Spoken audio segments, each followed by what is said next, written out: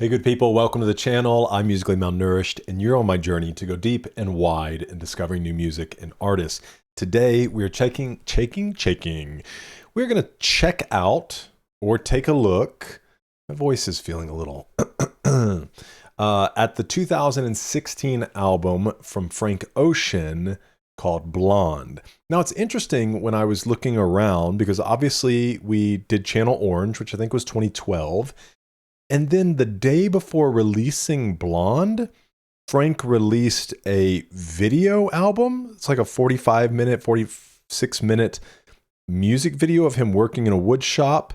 And the album was called Endless. But I think something with that has to do with like contract fulfillment.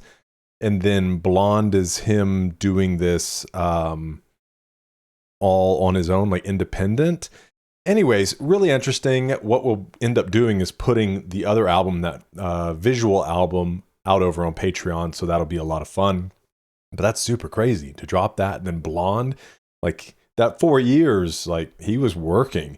And so I'm interested in hearing more about that story as well. If you have any context, feel free to drop it in the description. All that being said, really love Channel Orange. I've listened to it several times since doing the album reaction here. There are tracks on there that only grow on me, like Pyramids, which I loved when I first listened to it. I just didn't fully grasp everything. And then we had the music video, which was really cool. That's on Patreon. Super Rich Kids, love that one. It actually inspired me to make a beat similar to that, just really slow and simple. And so that was fun. So I'm really excited to see what Frank brings for this. Like always, we'll give it a listen, make a few comments along the way. I'll keep some notes on my handy dandy notebook so that after each song, we can kind of talk about the things that stand out, see if we have any info from Frank himself or anybody who is producing on the album. And it's going to be a good time.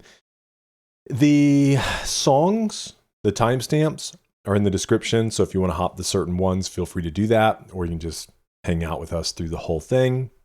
But let's go ahead and jump in with song track number 1, titled Nikes.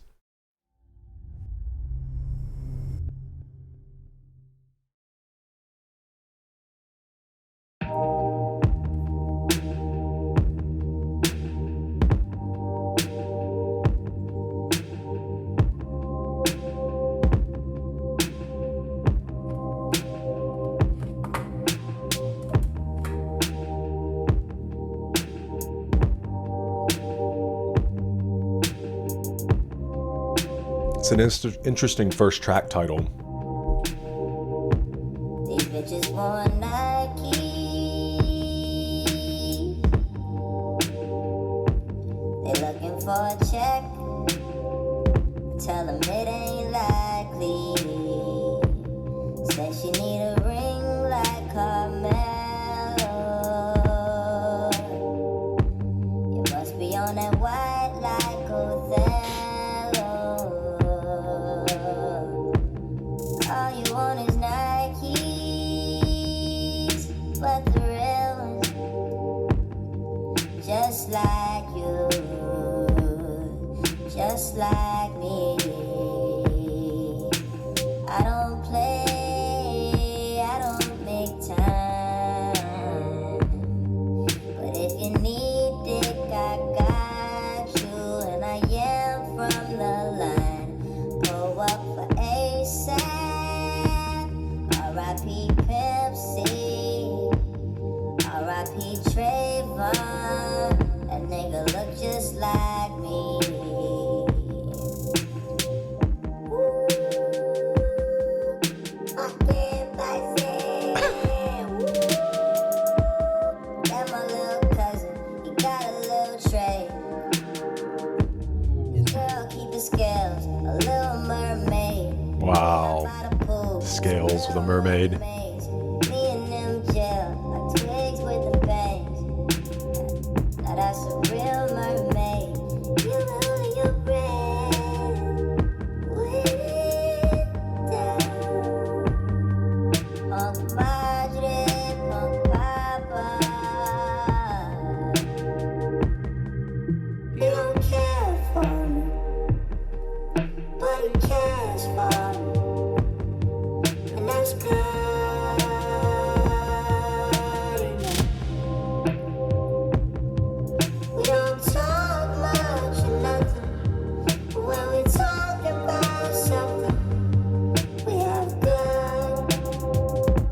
It's like the voice, not only is it pitch corrected, but it also has this kind of like tinny sound. It's very hollow and metallic. We'll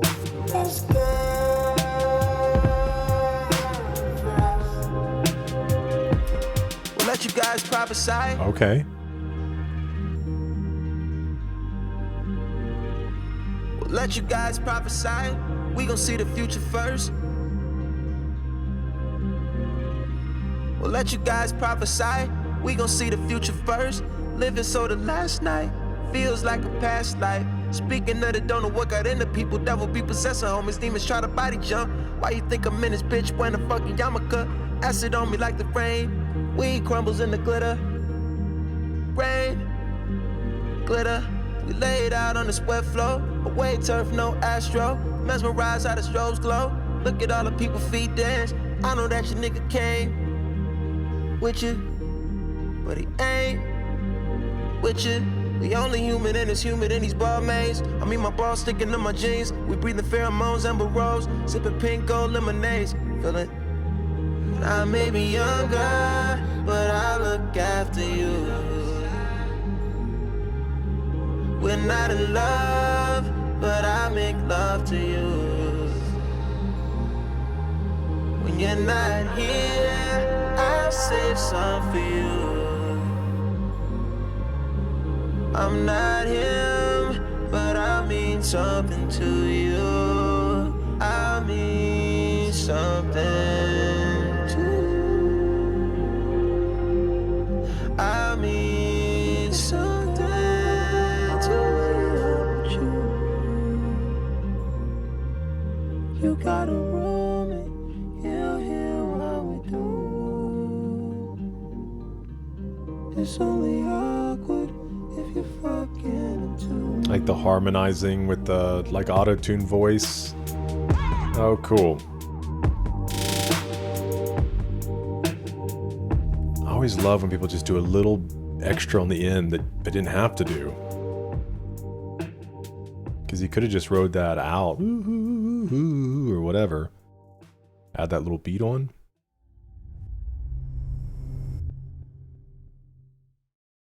Okay, Frank Ocean coming out the gate, being Frank Ocean, just making what he wants to make. And a long intro at that, you know? But it's funny. I've always said, like, if I were to do a restaurant or open a restaurant, which I have no desire to be in the food industry because it's so hard.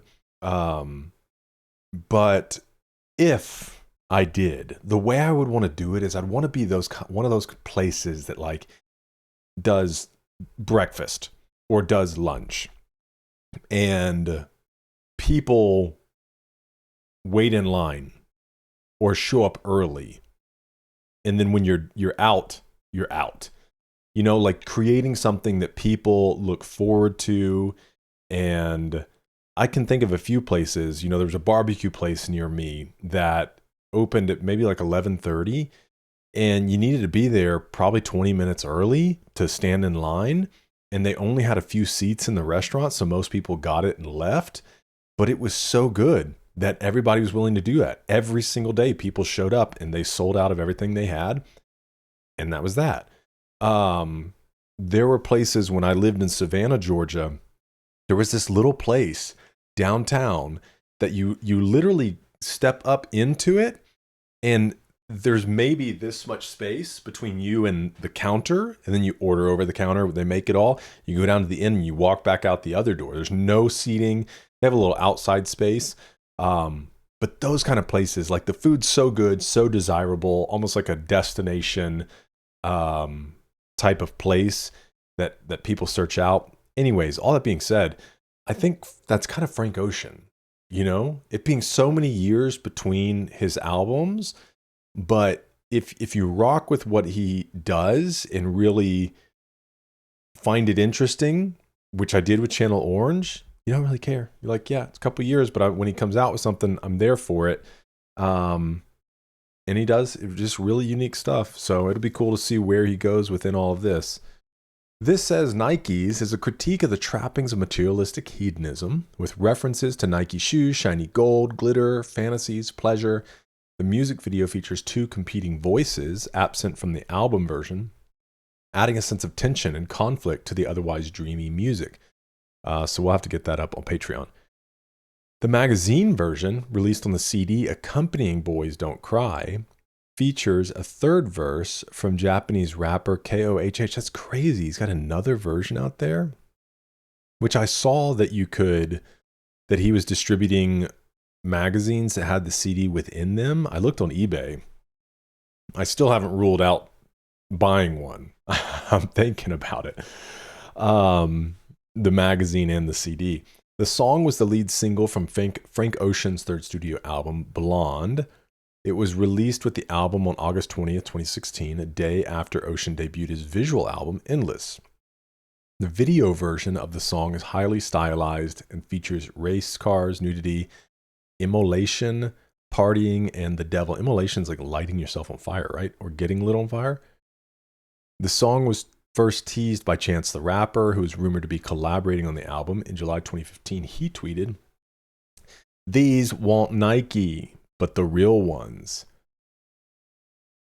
After the album was pushed back for a year, Chance tweeted, the same refrain. 3 different versions of this song were released: streaming, magazine version, and the video version. The music video also takes inspiration from Heaven's Gate, an American new religious movement whose members committed mass suicide in 1997.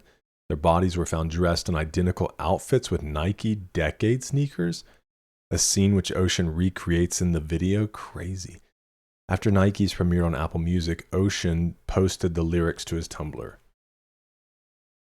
Frank Ocean partnered with Apple for the release of Nike's, posting the music video exclusively on his Apple Music Connect page, a short-lived social media feature within the streaming platform. Apple discontinued Connect in 2018. I had no idea. However, the video remains available on Apple Music. The music video features a unique introduction, background vocals by Ocean that are not present in the album version. Additionally, director Tyrone Laban uploaded Nike's to Vimeo in 2016. The music video was selected as a Vimeo staff pick, an award given to the best videos on the platform.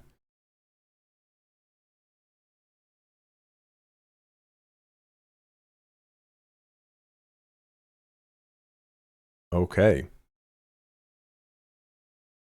There were a few things in here I was curious about. Othello is a play by William Shakespeare about a Moorish general in Venice who gains prominence in a white society for his military genius. He falls in love with the white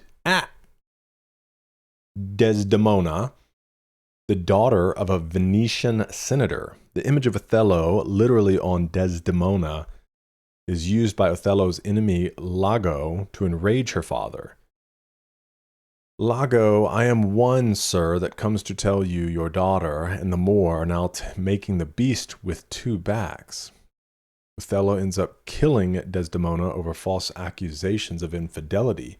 When he realizes his mistake, the knowledge that she was faithful to him, a real-life angel, drives him to take his own life. Othello is also a board game based on black and white pieces being played and flipped. On that white is a reference to cocaine. He's saying she must be high if she thinks she's going to get a ring or money out of him. The film adaptation of Othello, called simply O, starring Mackay Pfeiffer? Mackay Pfeiffer and Josh Hartnett. The protagonist loses his way after getting involved with the cocaine game. Okay, so I'm sure it must be this that he's talking about. That was quite an explanation. Just to tell us it was this movie adaptation of the story. Simply O. That's funny. I've never seen that. Let's see. O. Josh Hartnett.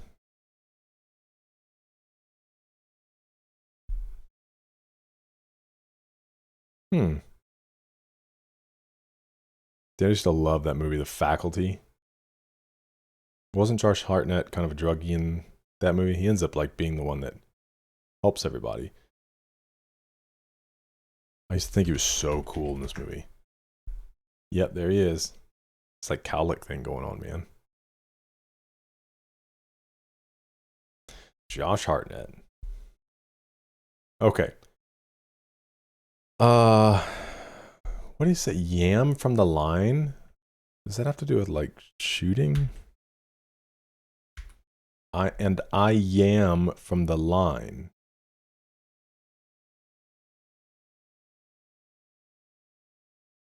In basketball, yam is a particularly powerful slam dunk. The line refers to, I know that. Okay. Dunking is also a slang term for sex, so Frank uses the sports metaphor to show his prowess as a lover. Not only can he dunk from the free throw line, but he emphatically yams it. Yams are also a colloquial reference to a vagina. Okay. Yams is also a reference to ASAP Mob co-founder ASAP Yams, who's mentioned in the next line. Pour up for ASAP. Rest in peace. R.I.P. Pimp C. Man, that's some good wordplay there. What is Yarmulke? What is this? Why you think I'm in this wearing a yarmulke? Oh, that's how you spell a yarmulke? Okay, I heard him say yarmulke, but I know that's how you spell yarmulke. I definitely would have lost the spelling bee on that. And then the last one he said was Amber Rose. Amber Rose, we breathe in pheromones like Amber Rose. Amber Rose is an icon for her work as a model and stripper, though known in the rap game for dating names Kanye West and Wiz Khalifa. Although roses invoke beauty as an internationally popular icon, they smell like poo-poo, as Outkast once told us. The other lofty themes, prophecies, the devil, present through the song. It seems that Frank is attempting to connect the duality of beautiful on the surface, but played out to roses, the romantic partners he mentions throughout the track in the titular Nikes. We breathe in pheromones, Amber Rose, sipping pink gold lemonades. Okay.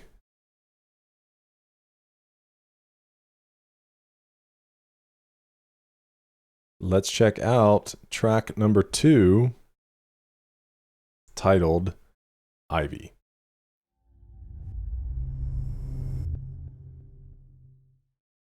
I thought that I was dreaming when you said you loved me. The start of nothing, I had no chance to prepare, I couldn't see you coming. The start of nothing, ooh, I could hate you now. It's quite alright to hate me now. When we both know that deep down, the feeling still deep down is good. If I could see through walls, I could see it faking. If you could see my thoughts, you would see our faces. Safe in my rental, like an army truck back then. We didn't give a fuck back then. I ain't a kid no more. We'll never be those kids again. We drive to 6, had the X6 back then. Back then, no matter what I did, my waves wouldn't dip back then. Everything sucked back then, we were friends. I thought that I was dreaming when you said you loved me. The start of nothing, I had no chance to prepare, I couldn't see you coming. The start of nothing, ooh, I could hate you now. It's quite alright to hate me now. But we both know that deep down, the feeling still deep down is good. In the halls of your hotel, arm around my shoulder so I can tell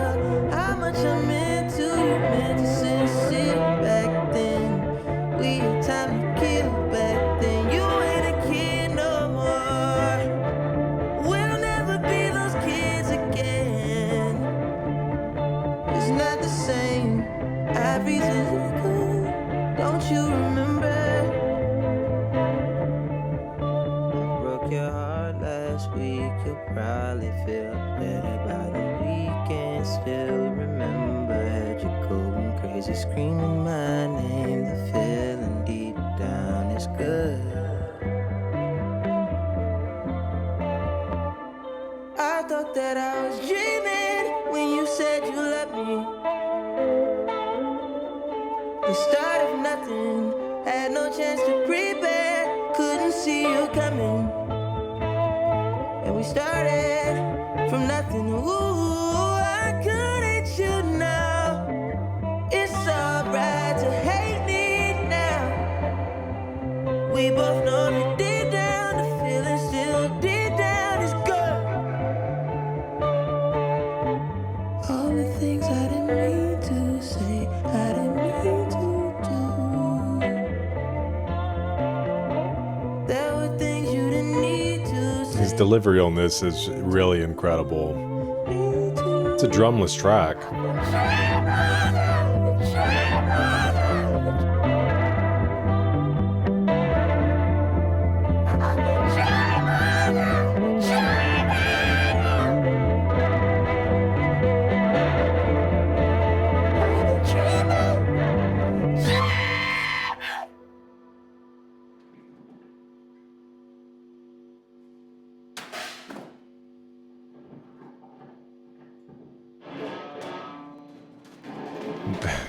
Trash in the place.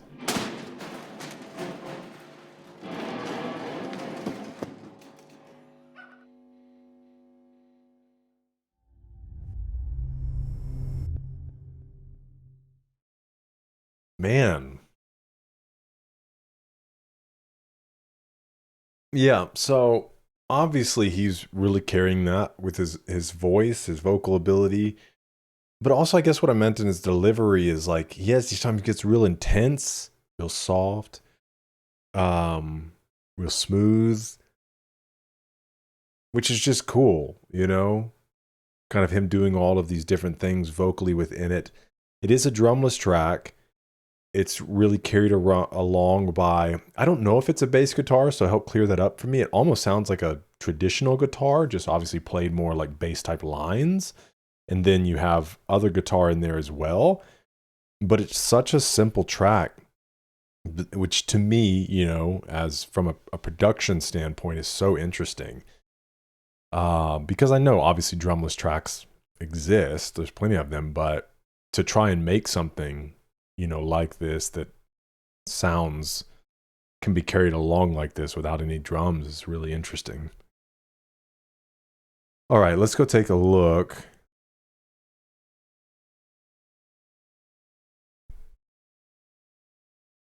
In Ivy, Frank Ocean reflects on his mistakes and explores a failed relationship. With Ocean's vocals laid over melancholic production, Ivy is a heartbreaker of a song that could be seen as a sequel to his 2012 single, Thinking About You. Parts of the song show Ocean drowning in tears and filled with anger. In a November 2016 interview with New York Times, Ocean admitted to altering his voice in order to make it sound younger to better encapsulate the emotions of young love. The song may be about Ocean's first love, which he detailed in his open letter posted Tumblr in 2012. Ocean performed a rough demo version of Ivy at the Auditorium der BMW Welt in Munich, Germany, the first stop of his European California live tour of June 25th, 2013. Oh, that's interesting. Frank said that was my version of collage or bricolage. How we experience memory sometimes, it's not linear. We're not telling the stories to ourselves. We know the story. We're just seeing it in flashes overlaid. It may be that ivy is somewhat of a parasitic plant. It strangles adjacent trees and isn't good for their health. In the context of the song, it may be a reflection of their unhealthy relationship. At some point before the release of Blonde in August 2016, Frank Ocean commissioned London-based type designer Kia to create artwork for a series of singles. including the songs Nikes, White Ferrari, Ivy, Nights, Self-Control, and Both Sides, likely an early name for Chanel, released in March 2017 after the release of Blonde. The covers include a catalog number in the top right corner with the suffix BDC, or Boys Don't Cry, an early name of what became Blonde, and the title of Ocean's magazine, released in companion with the album. Ultimately, Nikes was the album's only single, released as a music video without the artwork. She shared the unused covers on Instagram in March 2017. S3BDC Ivy features an avant-garde design incorporating the leaves of an ivy plant with halftone printing and lines that fragment the image. So interesting that he didn't use a lot of that. Frank Ocean walking out of the studio, like my reaction to New Frank.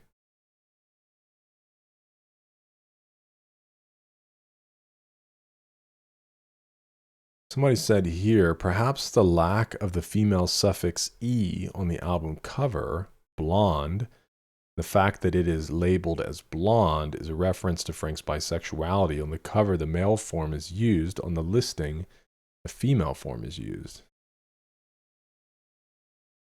Interesting. Yeah, dude, Frank's got layers to everything that he's doing. Okay. Track 3. This is Pink plus White, or Pink and White.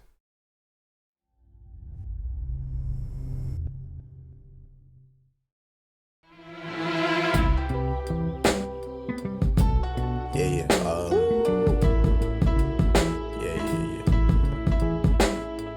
That's the way every day goes. Every time we've no control.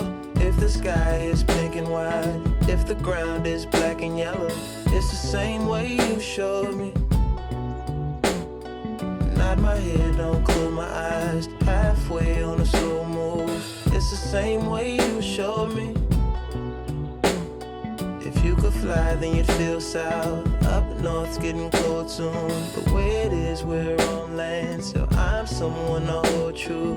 Keep you cool when it's still alive. Won't let you down when it's all ruined. Just the same way you showed me. You showed me love. Glory from above. Regardless, dear, it's all downhill from here. In the wake of a hurricane, dark skin of a summer shade, nosedive in the floodlines, tall tower, milk crate. It's the same way you showed me. Cannonball off the porch side, older kids trying off the roof. Just the same way you showed me. You were sure. If you could die and come back to life, up for air from the swimming pool, you kneel down to the dry land, kiss the earth that birthed you, gave you tools just to stay alive and make it out when the sun is ruined. That's the same way you showed me. You showed me love. Glory from above. Regardless, dear, it's all downhill from here. Real life, about how it was. Palm tree, Michael Jackson, all in shit. Say what up to Reddy, the shoe. Say what up to Danny. Say what up to life and my child. Running up my bikes, running up. Not for me, 18, still in Granny 6. Take it, give me something sweet. Bitch, I might like immortality. This is life, immortality.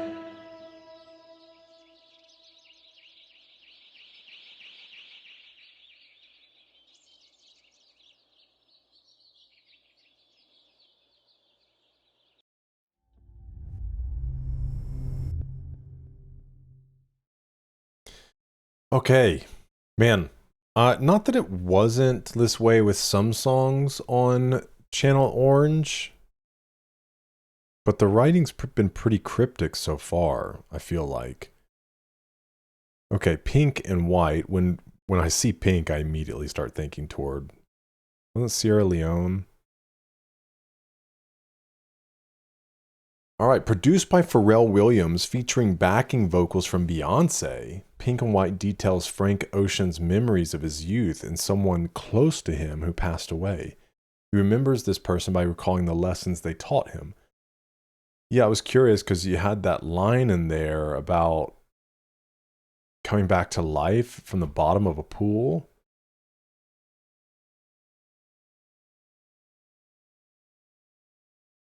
Cannonball off the porch side, older kids trying off the roof, just the same way you showed me. If you could die, see, if you could die and come back to life, up for air from the swimming pool. I wonder if he's trying to say, like, if because they're dead, they're like living a second life, and so if they could die from the life that they're living and come back to life as we know it.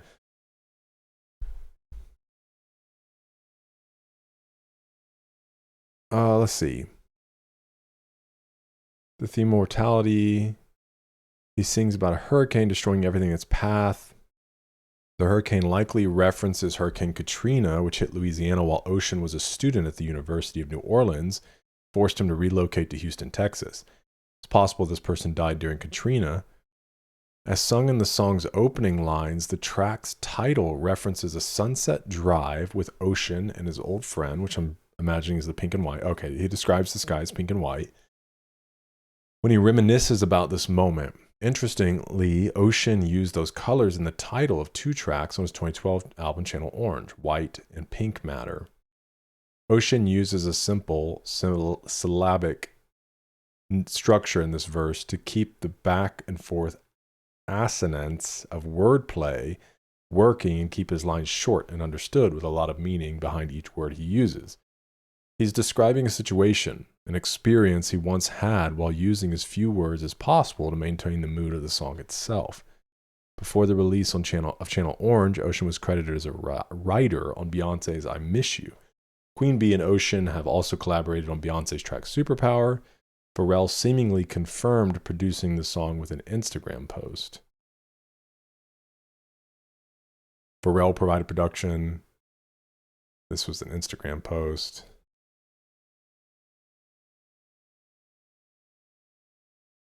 There's the sky.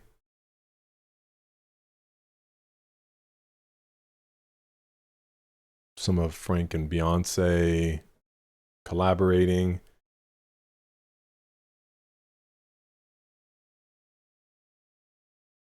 Only Frank Ocean can call Beyonce up and ask her to sing backup.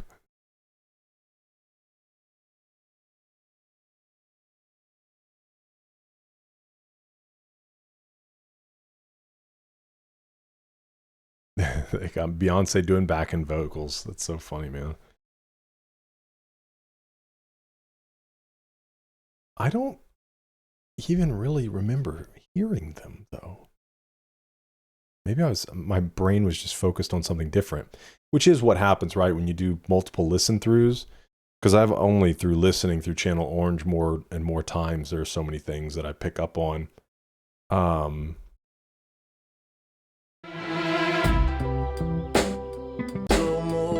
It's the same way you showed me.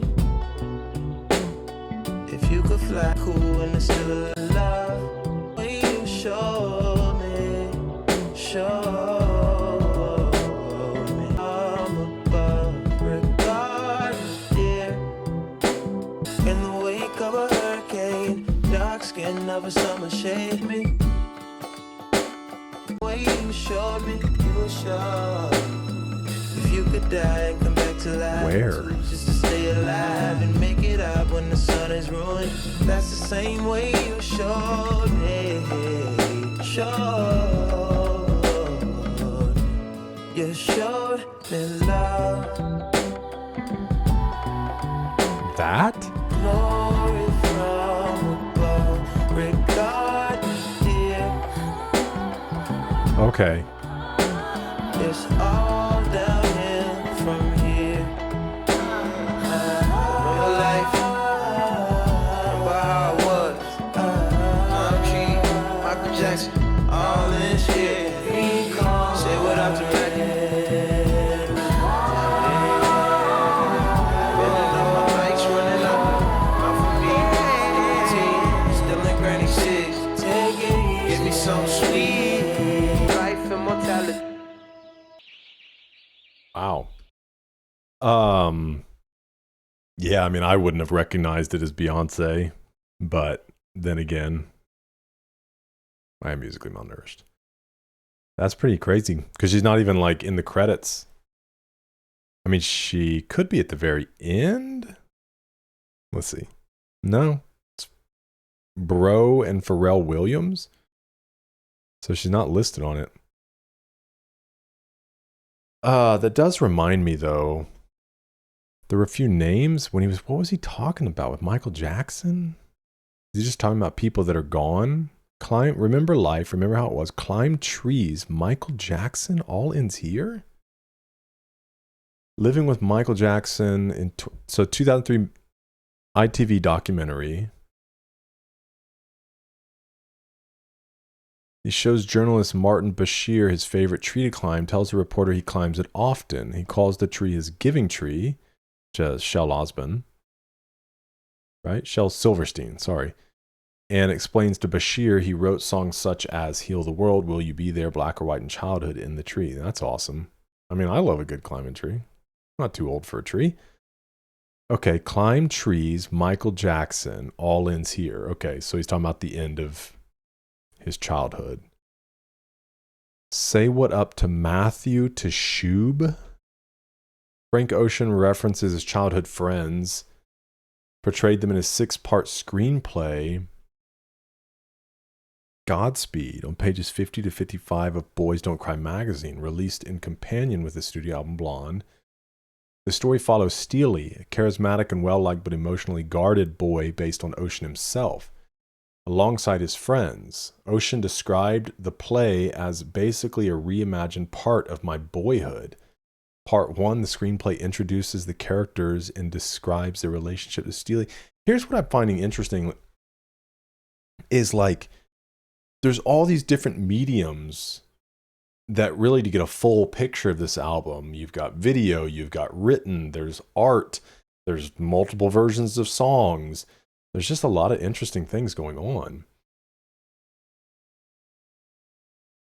Okay, so Shuby, Steely's girlfriend, beautiful, sassy, gifted product design and mechanical engineer student, Steely's childhood friend akin to a brother. He's close to both Steely and Shuby, which is Matthew. Danny, good friend from childhood.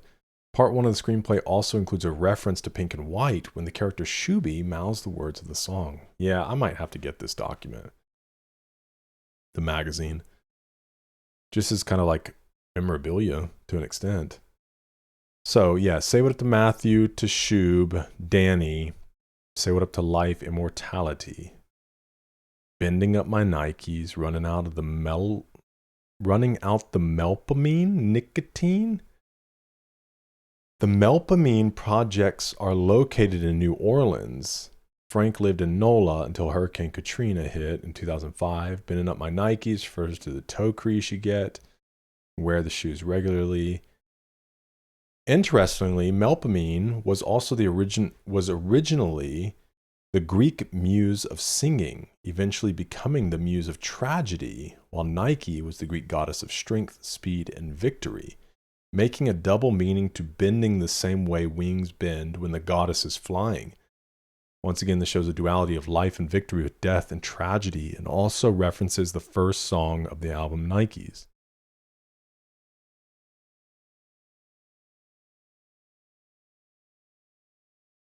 Man. Frank's operating on a different level here. Okay, track 4, Be Yourself.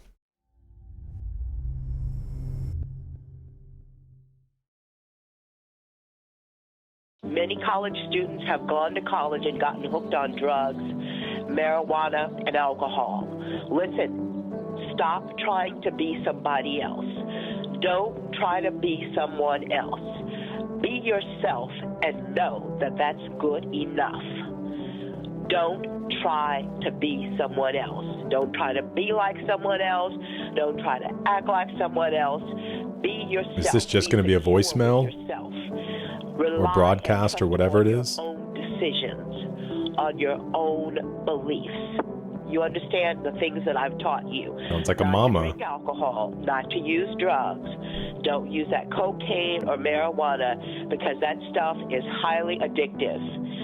When people become weed heads, they become sluggish, lazy, stupid, and unconcerned. Sluggish, lazy, stupid, and unconcerned. That's all marijuana does to you. Okay?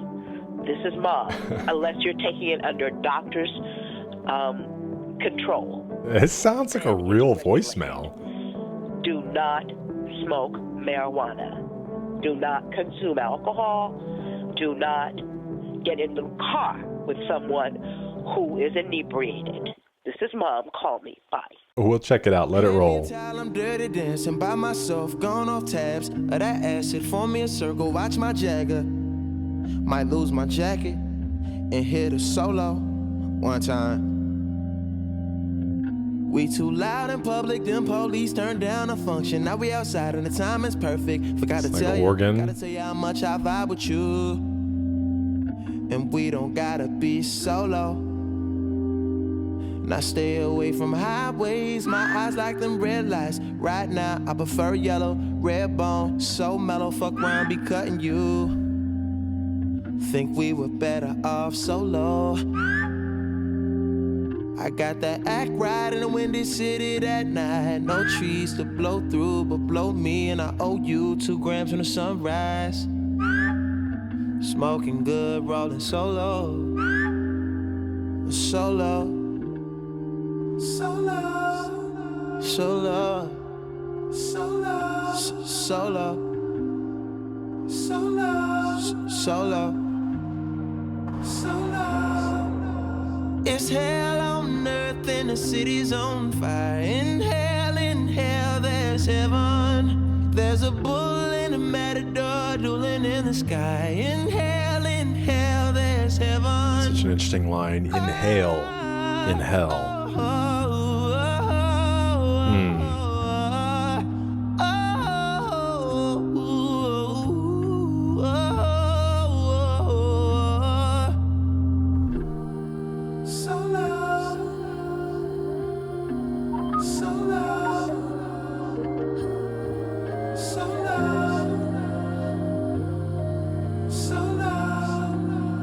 I'm skipping showers and switching socks, sleeping good and long, bones feeling dense as fuck. Wish a nigga would cross and catch a solo on time. White leaf on my boxers, green leaf turn to vapors for the low. And that mean cheap cause ain't shit free and I know it. Even love ain't cause it's not cost, that clinic killed my soul. But you gotta hit the pussy roto. Now your baby mama ain't so vicious. All she want is her picket fence and you protest and you pick a sign, but them courts won't side with you. Won't let you fly solo. I wanted that act right in Colorado that night. I brought trees to blow through, but it's just me and no you. Stayed up till my phone died. Smoking big, rolling solo. It's hell on earth and the city's on fire. In hell, there's heaven. There's a bull and a matador dueling in the sky. In hell, there's heaven. So I'm sure it's the constellations, right?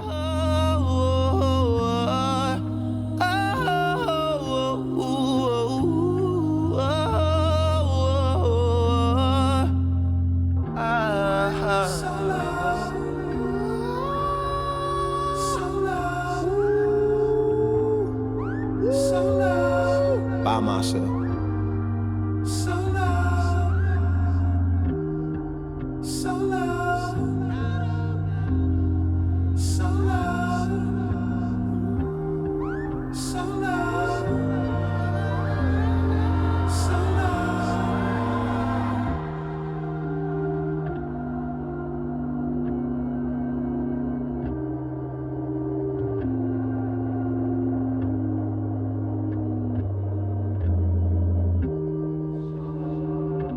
I love the natural sound. It sounds like this is recorded live and not like a MIDI instrument, because you almost hear everything, the mechanical parts. Is this another drumless track? Gotta be solo, riding a windy city. It's hell on earth and it's in a matador.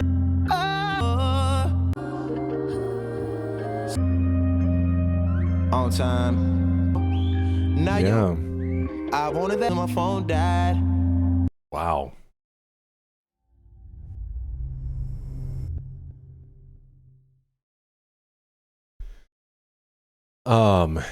Man, he's really carrying this thing. I mean that in a good way, you know? Like, I haven't hit a track yet that I'm like, yeah, you know, like they're all good as far as the production side of it, but it's really his delivery that's kind of coming to the forefront for me. Okay. In Solo, Frank Ocean touches on various aspects of being alone, such as self-love or waiting for a call from your lover. It's not entirely clear if the song is specifically about his personal experiences. The song's title has two interpretations. Throughout the song, Ocean sings about how he is alone or solo. Through the chorus, Ocean explains that he's solo. Emotionally, he needs to get high. And I think that even in hell, there's a heaven in hell, or in hell, there's a heaven. I feel like it's him saying, like, when he's so low, like at his low, in hell is getting high, and that in the midst of his hell becomes his heaven, right? Kind of his escape, which is a really, really brilliant line.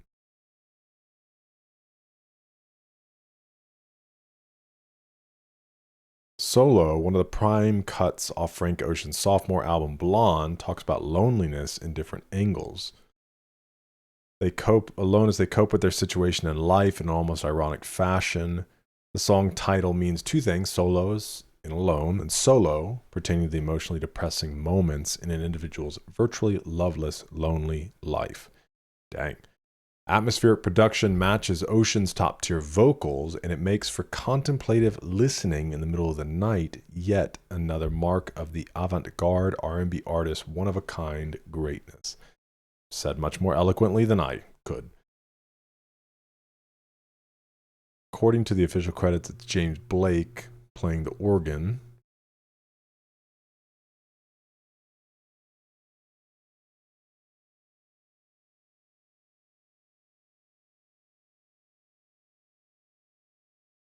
This reminds me of Bad Religion. I could see that. A little less angsty, I think.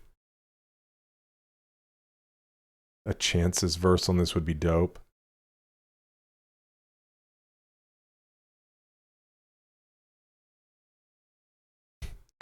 Somebody said, what did your mom tell you, Frank?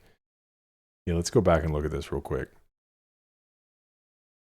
Be Yourself voice message from Rosie Watson, advising Frank Ocean to stay away from drugs and alcohol, imploring him to be secure with himself and resist peer pressures.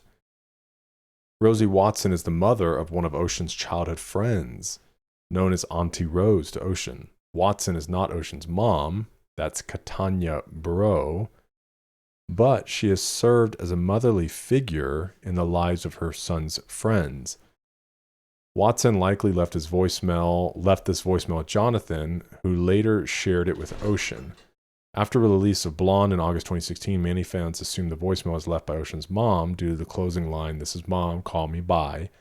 Ocean's brother, Ryan, would clarify things on Twitter. So, wait. We'll go check the writing credits.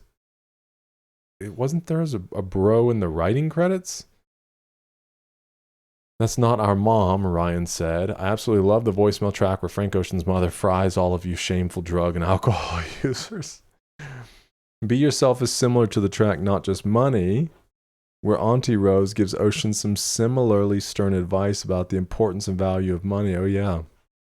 She's known to leave voicemail messages that give advice or inspiration. Like, That's so funny, man. She doesn't make YouTube videos. She just leaves voicemails. Pairing well with her profession as a therapist and clinical psychologist, which is when she's got to get something off her chest. In a 2016 interview with Watson titled This Is Mom, published in Ocean's Boys Don't Cry magazine, accompanying the release of Blonde, she was asked, "Your voicemails are the stuff of legend. What do you love about leaving people messages?" So I think when you call someone, you should leave a voicemail for them. But with my son, I do leave voicemails for him. I'll often leave inspirational voicemails. Sometimes I leave nasty voicemails too. And I'll leave nasty voicemails for Lonnie, Frank Ocean, too, when the timing is right. I want them to always remember to just be themselves. They don't have to be the type of man described in a rap song. They don't have to be ballin', they don't have to be ballers, they don't have to be shot callers. I leave voicemails for my son in particular because I want my son to remain optimistic. I want him to know that his mother has his back no matter what. I want Lonnie to also know that Auntie Rosie's here for him. What a legend. The interview also mentions what prompted the call.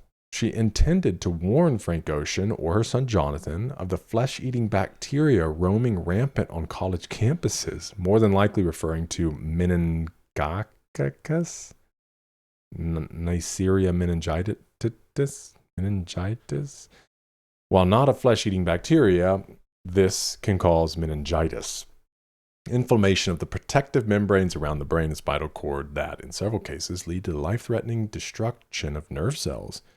College students are prone to contracting the disease because of their close proximity to each other, especially those living in campus dormitories. Okay. In 2005, Ocean, then Lonnie Bro, graduated from John Arrett High School and enrolled in the University of New Orleans. Am I pronouncing this right? It would be Bro, right?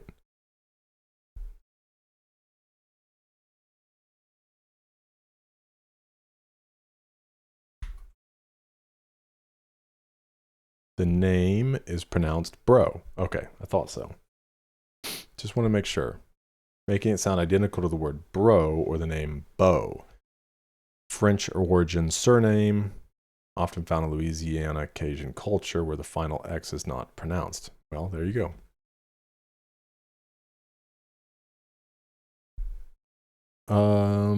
Enrolled in the University of New Orleans, majoring in English. His studies were immediately disrupted in August by Hurricane Katrina, destroying his home, personal recording studio, leading him to transfer to the University of Louisiana at Lafayette, where he briefly attended before dropping out to focus on his music career and relocating to Los Angeles. During the 2005-2006 academic year, the University of Louisiana at Lafayette experienced an outbreak of meningococcus disease in January and February of 2006. 5 cases were reported to the Louisiana Office of Public Health, resulting in the deaths of 2 students. It's possible Auntie Rose heard about the outbreak on the news. Concerned for either Frank or Jonathan's safety, made the call. Now famous voicemail. Generally recommended, especially during an outbreak, to avoid sharing drinks and cigarettes to prevent the spread of the disease. All right, you guys remember that now.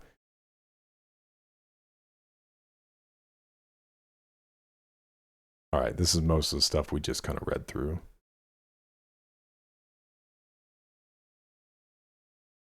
Oh, I did like this line in the song. Let me see. Changing socks. Skipping showers, changing socks. I'm skipping showers and switching socks. Sleeping good and long. So that's the truth, right? It's like, skip a shower, but change your underwear. I had a friend when I was in school who he would go through the dirty laundry and pick stuff out of it. And then he had like a spray can of Lysol disinfectant and he would just Lysol his clothes and then put it on. I was like, okay. Not my thing, but all right. Yeah, okay. There were a lot of interesting things in here. This like yellow red bone. Let's see.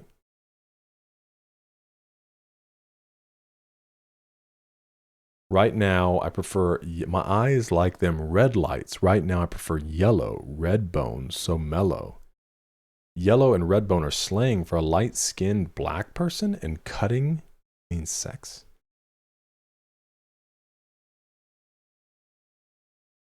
Huh, I've never heard that. While highways and red lights refer to drug use, so stay away from highways. My eyes like them red lights. Right now, I prefer yellow. Red bone, so mellow. Round, be cutting you. I think we're better off solo. Crazy. Red eyes are a common side effect of smoking marijuana and or lack of sleep. Yellow lights tend to indicate slowing down or using caution on the road. Similarly, Frank uses the yellow light metaphor to express that right now he just wants to take things slow. The use of yellow is also likely a reference to his sexuality, knowing that the blonde theme is a metaphor for Frank's bisexuality. He's technically in between being gay and straight, similar to how a yellow light is in between red and green. Connecting this phrase to the previous, Frank gives us a sort of narrative. After confessing his feelings outside the party, Frank and this person begin a relationship. Frank can't handle being in a relationship because of his drug use and lust, so he ends up messing around on them. Ultimately, in a sad echo of his proclamation, at the end of the previous phrase, Frank breaks things off, saying they were better off solo. There is so much packed in that single group of lines. Crazy. Okay, this is track 6, Skyline To. Skyline To. Tio.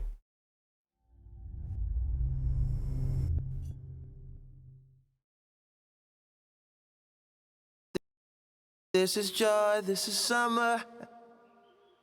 Keep alive. Stay alive. Got your medal on. We're alone. Making sweet love, taking time. The guy strikes us. That's a pretty fucking fast year flew by. That's a pretty long third gear in this car. Gliding on the fire. The deer run across. Kill the headlights. Pretty fucking underneath moonlight now. Pretty fucking sunrise in sight. And comes the morning hunting us with the beams. Souls the same as far as it used to be. It begins to blur, we get older. Blur. Summer's not as long as it used to be. Every day counts like crazy. Smoke. Haze. Wanna get soaked? Wanna film a tape on a speedboat? We smell a Californication. Everything grows in the Congo. Ooh, everything grows. Can you come when I call again?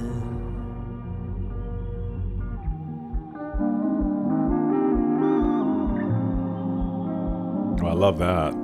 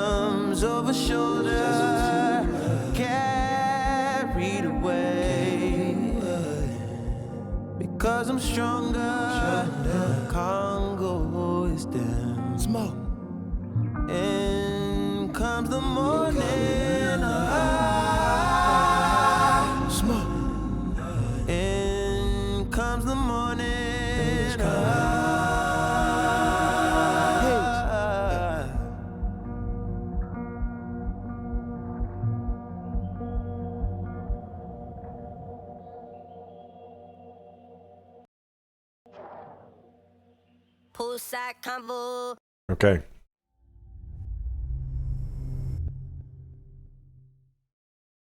So yeah, I mean, it sounds like, I don't know if every song, but possibly every song kind of flows into the other. Okay. Yes, this is one thing I meant to look at, but at the bottom, Charles Bro, was that the same? Let's see.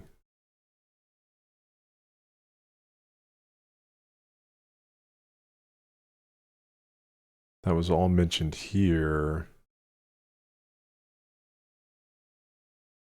from the Be Yourself track. So we had Ocean's brother Ryan Bro.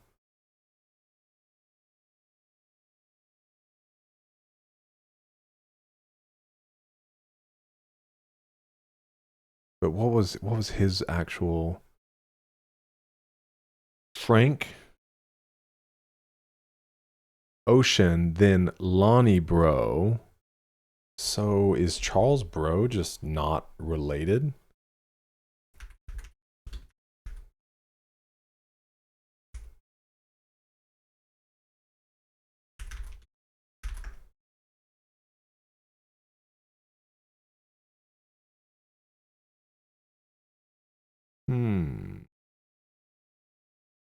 Oh, okay.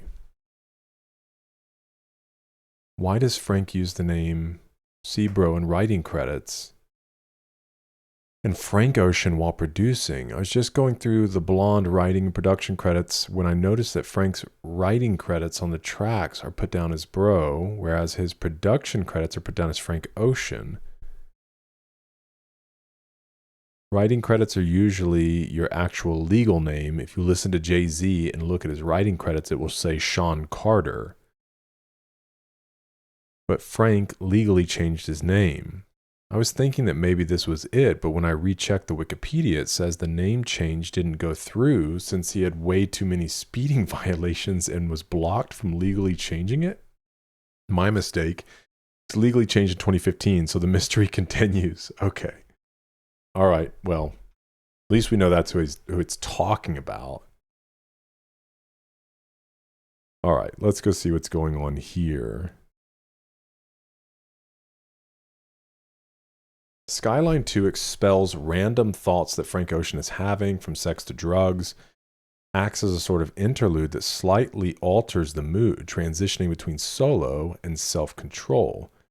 Ocean mentions summer, nighttime, and sex throughout the song. Initially, Kendrick Lamar was rumored to feature on this track, shouting out the ad-libs. Lamar was listed as an album contributor in Boys Don't Cry magazine, released in companion with Blonde, was initially listed as a co-writer of Skyline To, alongside Tyler, the Creator. With ASCAP, an organization involved in the tracking of royalties, Lamar was later removed ASCAP's database and did not appear in the liner notes accompanying the 2016 Black Friday releases of the Blonde. This seems to indicate Lamar contributed to Skyline 2 at some point during its development, but was ultimately not included in the released version of the track. He is also known to have performed an unreleased verse on the 9th track, Nights. There's so many interesting things surrounding this album. Initially, Kendrick, okay, that's what we just looked at. Perhaps the ad-libs on Skyline 2 are Frank Ocean's voice pitched, a technique he has used on other songs.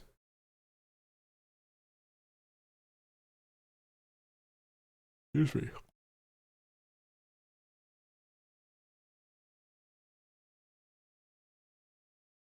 Featuring Kendrick Lamar. Yeah, barely.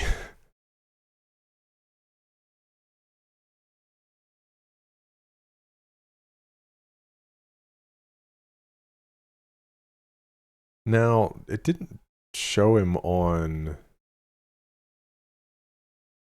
See, it doesn't show him on the Apple. Here, it just says Frank Ocean. No feature.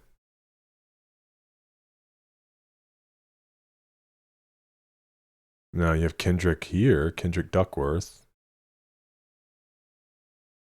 Is that the same Kendrick Lamar? I'd listen to Good Kid, Mad City, but Kendrick Duck?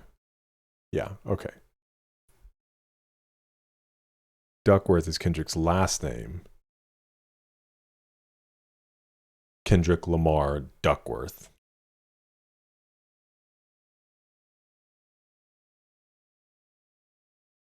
Okay. Anything there? I mean, all this mention of the Congo was really interesting.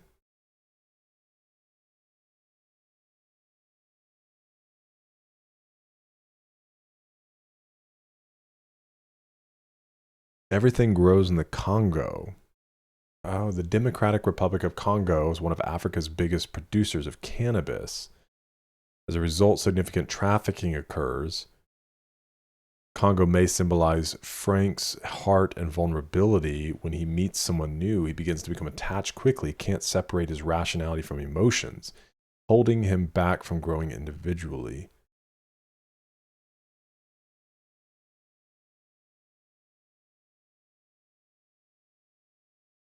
On comes the evening, gold seeking ends, peace in my hand worth twice than a friend. Two limbs over shoulders carried away, 'cause I'm stronger, the Congo is dim.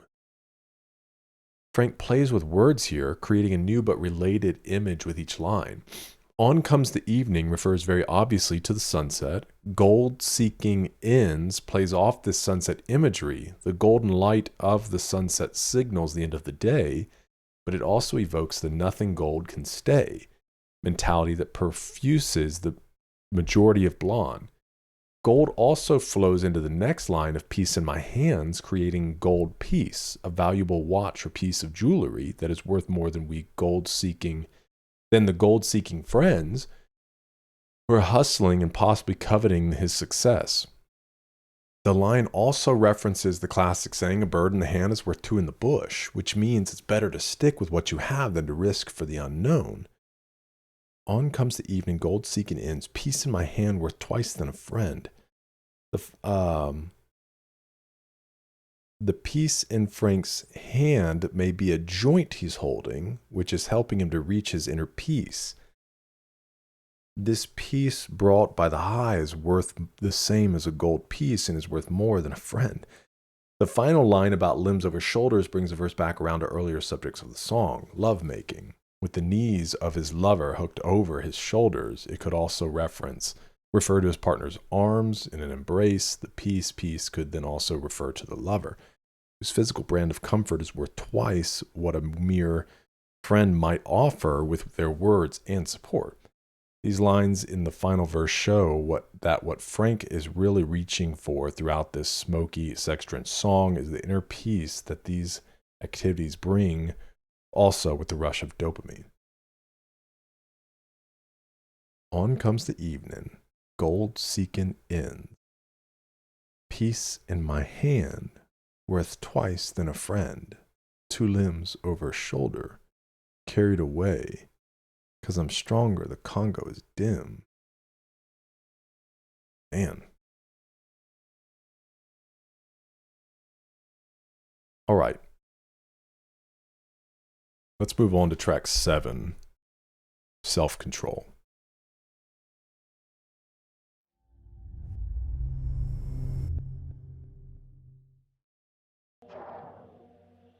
Poolside convo about your summer last night. Ooh, yeah. About your summer last night. Ain't give you no play. Could I make it shy last night? Could I make it shy on the last night? Could we make it in? Do we have time?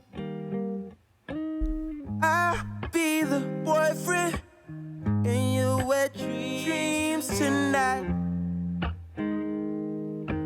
Noses on a rail, little virgin, where's the white? You cut your hair, but you used to live a blinded life. Wish I was there, wish we'd grown up on the same advice, and our time was right.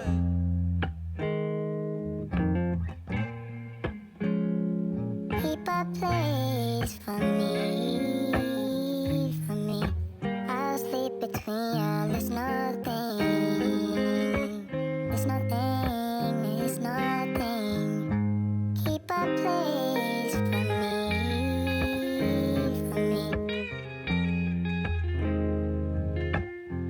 Now and then you miss it. Sounds make you cry. Some nights you dance with tears in your eyes. I came to visit, 'cause you see me. Loving the electric guitar on this. That's like never. It's got a great tone. 'Cause I made you use your self-control. Obviously recorded live. It's got a great organic sound to it. Lose my self-control, my self-control. Keep a place for me. That was a cool transition. Bring the bass in. Between y'all, it's nothing. Keep a place for me. It's nothing, it's nothing. It's nothing, it's nothing.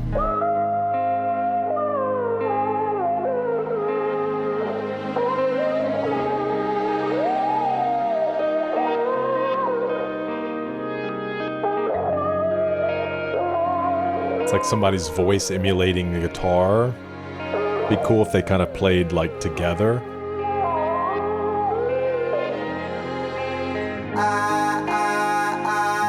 We gotta leave. Take down some summertime. Give up just a night. I know you got someone coming. You're spitting game. Oh, you got it.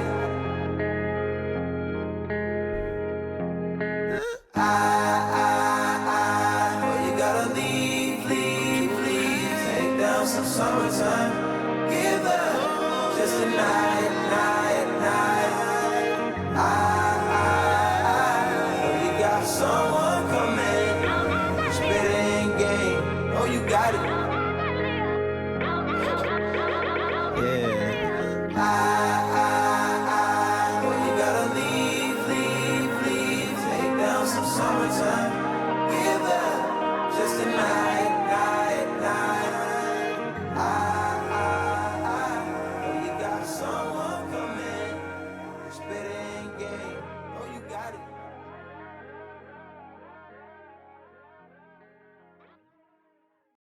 Yeah, it is interesting how things keep changing in the credits. 'Cause sometimes you got Charles Bro, you got Bro. I wonder if there's just like legal reasons for some of that.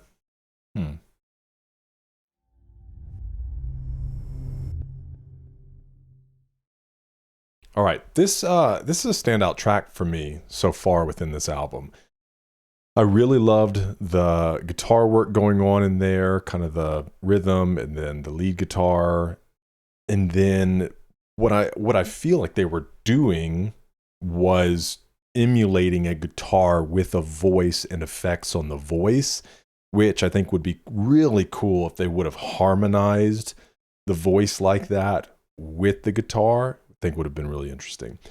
Kind of like we just listened to Kid Cudi, Man on the Moon, and there was a section where they were doing XO and they were ringing out the guitar. Not the same thing because they weren't emulating guitar with voice, but it was really cool ringing out the guitar on the O's with that.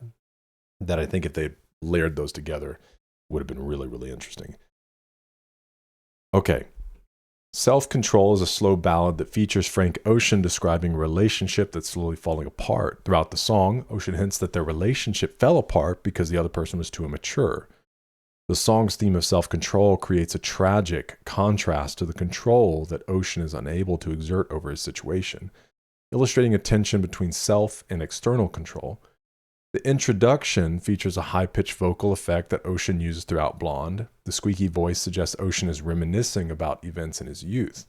Pitched Up Ocean also sings the first chorus, then Slow Hollows singer Austin Feinstein performs the second chorus. Yeah, I was wondering, because obviously I could tell it was a different voice, but I wonder why they don't put features on the song titles. With supporting vocals by Ocean. Although initial speculation by fans and media suggests that Swedish rapper Young Lean leads the second chorus, the lesser-known talent who co-arranged the track, Feinstein identified himself as the deeper voice in Self-Control in a 2016 interview with Vice. It's possible Lean recorded vocals for the track. However, he is neither a discernible vocalist on the released version nor listed in the official album credits. During all of Ocean's 2017 live shows, he performed an extended introduction to Self-Control titled Poolside Convo, where he describes the poolside conversation between himself and his significant other mentioned in the song's first line. He said that was written about someone who I actually was in a relationship with, who wasn't an unrequited situation, he said. It was mutual. It was just we couldn't really relate. We weren't really on the same wavelength.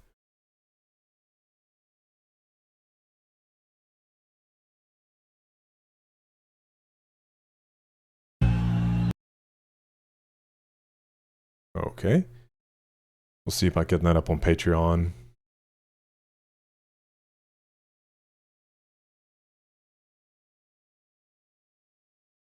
Gives me chills.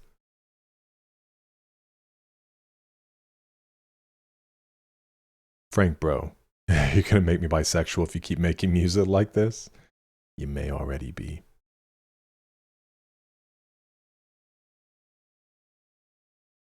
Okay.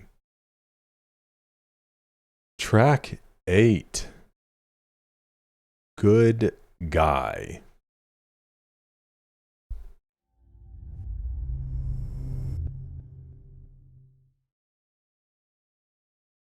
It's a good guy, he hooked it up. This is on just over a minute. Said if I was an NY, I should look you up.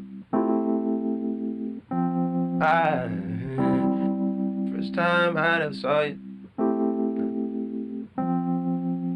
And you text nothing like you look. Text nothing like you look.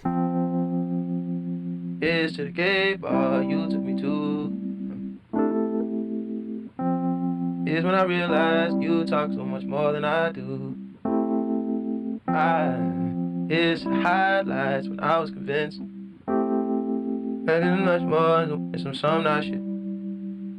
I know you don't need me right now.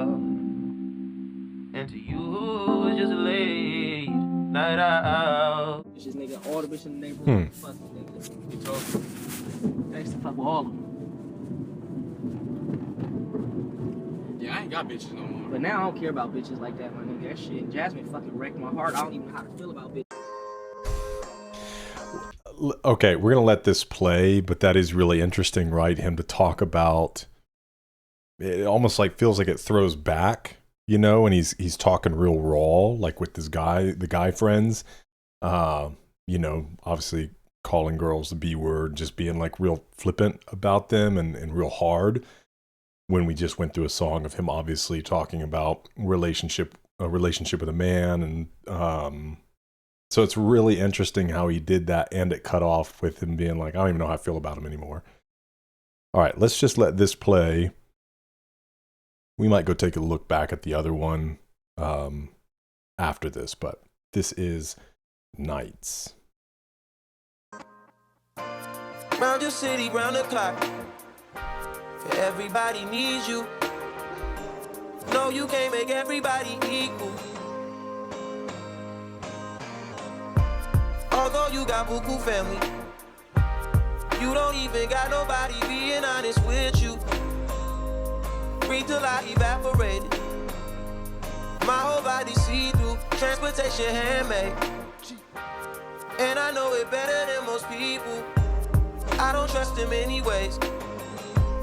You can't break the law with them. Get some good shit, have a calm night. Shooters killing left and right. Working through your worst night. If I get my money right, you know I won't need you. And I tell you, I hope the sack is full up. I'm fucking, no, I'm fucked up. This stop and go method's really cool. It's like super flowy and then super choppy. Did you call me from a seance? You were from my past life. Hope you're doing well, bro. I've been out here head first. Always like the head first. Signal coming in and out. Hope you're doing well, bro.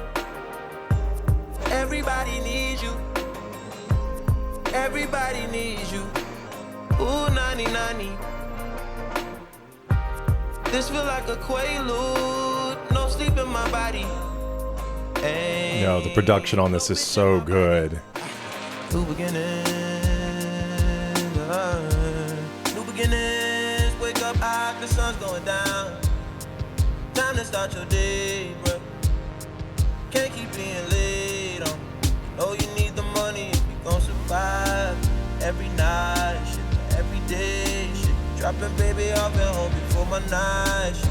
You know I can't hear none of them spend the night, shit. Kumbaya, shit. Wanna see Nirvana, but don't wanna die, yeah. Wanna feel it, nah, don't you come by. Fuck with me after my shit. Know them boys wanna see you broke down and shit. Bummed out and shit, stressed out and shit. That's everyday shit. Shut the fuck up, I don't want your conversation. Rolling marijuana, that's a cheap vacation. My everyday shit, every night shit, everyday shit.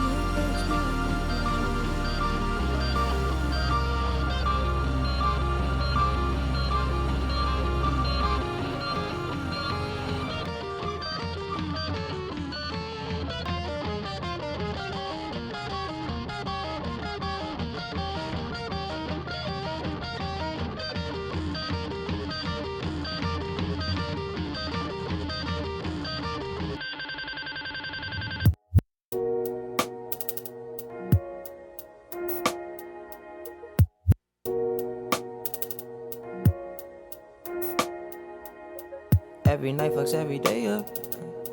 Every day patches the night up. On God, you should match it, it's that KO.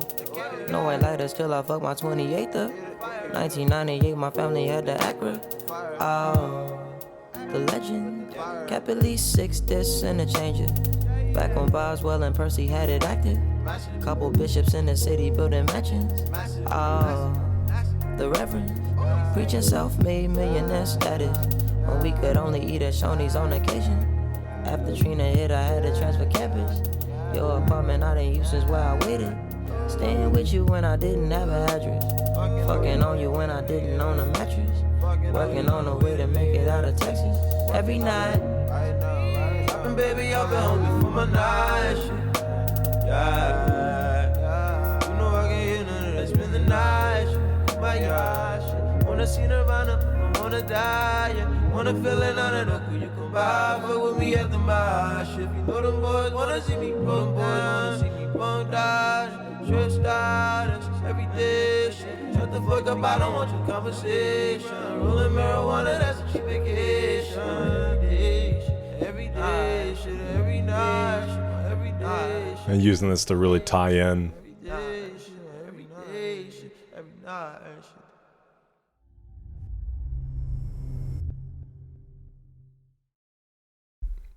Okay, that's another standout track for me. Obviously love a track with a switch up in it. Before the switch up though, it was a standout track. Just a really cool beat going on there. The production of it, like I said, he kind of has these choppy bits and then it gets super flowy and smooth. I don't think I've ever heard anybody use buku.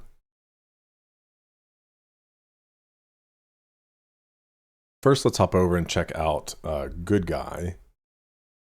Serves as an interlude, touches on the idea of loneliness and emptiness, experienced from fruitless encounters. The track outlines a quick story of Frank Ocean going out on a blind date with someone he met through a mutual friend. During the outing, Ocean discovers his partner's libertine character and realizes the intimacy shared between them is meaningless, when Ocean was likely hoping for something more. Ocean's vocals are accompanied only by a piano. The rawness of the track allows his emotions to stand front and center. The outro of the song briefly touches on homosexuality, how difficult and uncomfortable it can be to come out to people, fit in with straight friends. A thoughtful look at two opposing facets of modern masculinity. During the skit, a sample of the 2016 instrumental track Running Around by Buddy Ross plays in the background. Tom Jackson asked Frank Ocean, on your song Good Guy from Blonde, there's a line where you sing, here's to the gay bar you took me to. We've been curious, which bar was that? Said, we went to Boxers, Hell's Kitchen, NYC. 2017, Frank Ocean transformed the brief album interlude into a captivating, emotional 3.5-minute ballad.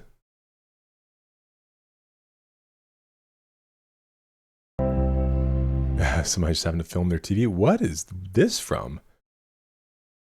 The quality on this looks amazing.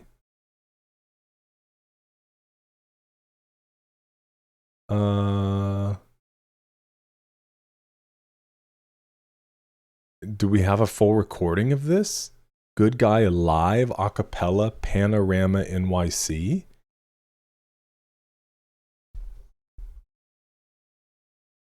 I love finding full concerts like that. Let's see. Frank Ocean, Panorama NYC.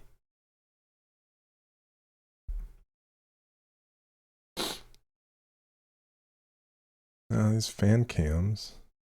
I mean, the one I was looking at could be a fan. Oh, this was somebody filming maybe the screen from where they were at the concert, or a live stream of it. I'll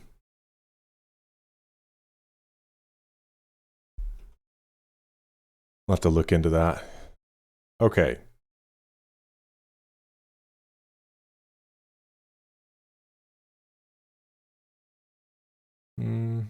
The live version includes the extended refrain. Performance begins with Ocean singing while playing. Okay.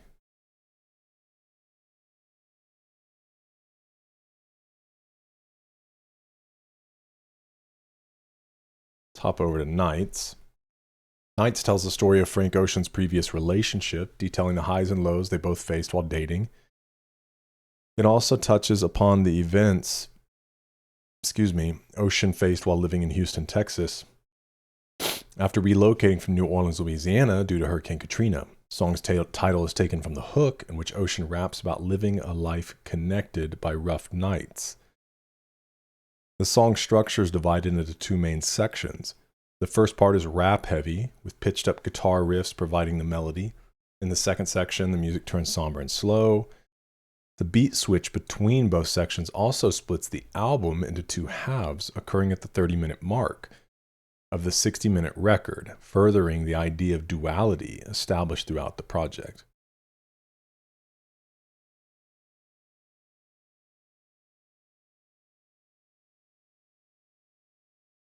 And then there's more artwork.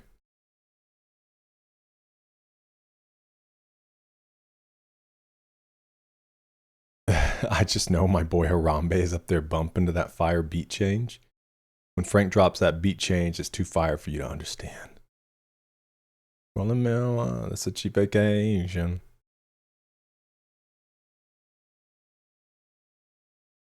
All right. Let's hop over to Solo Reprise, which is interesting. It's almost like starting the album again, like its own album. Like obviously the two parts. All right, this is Solo Reprise, track 10.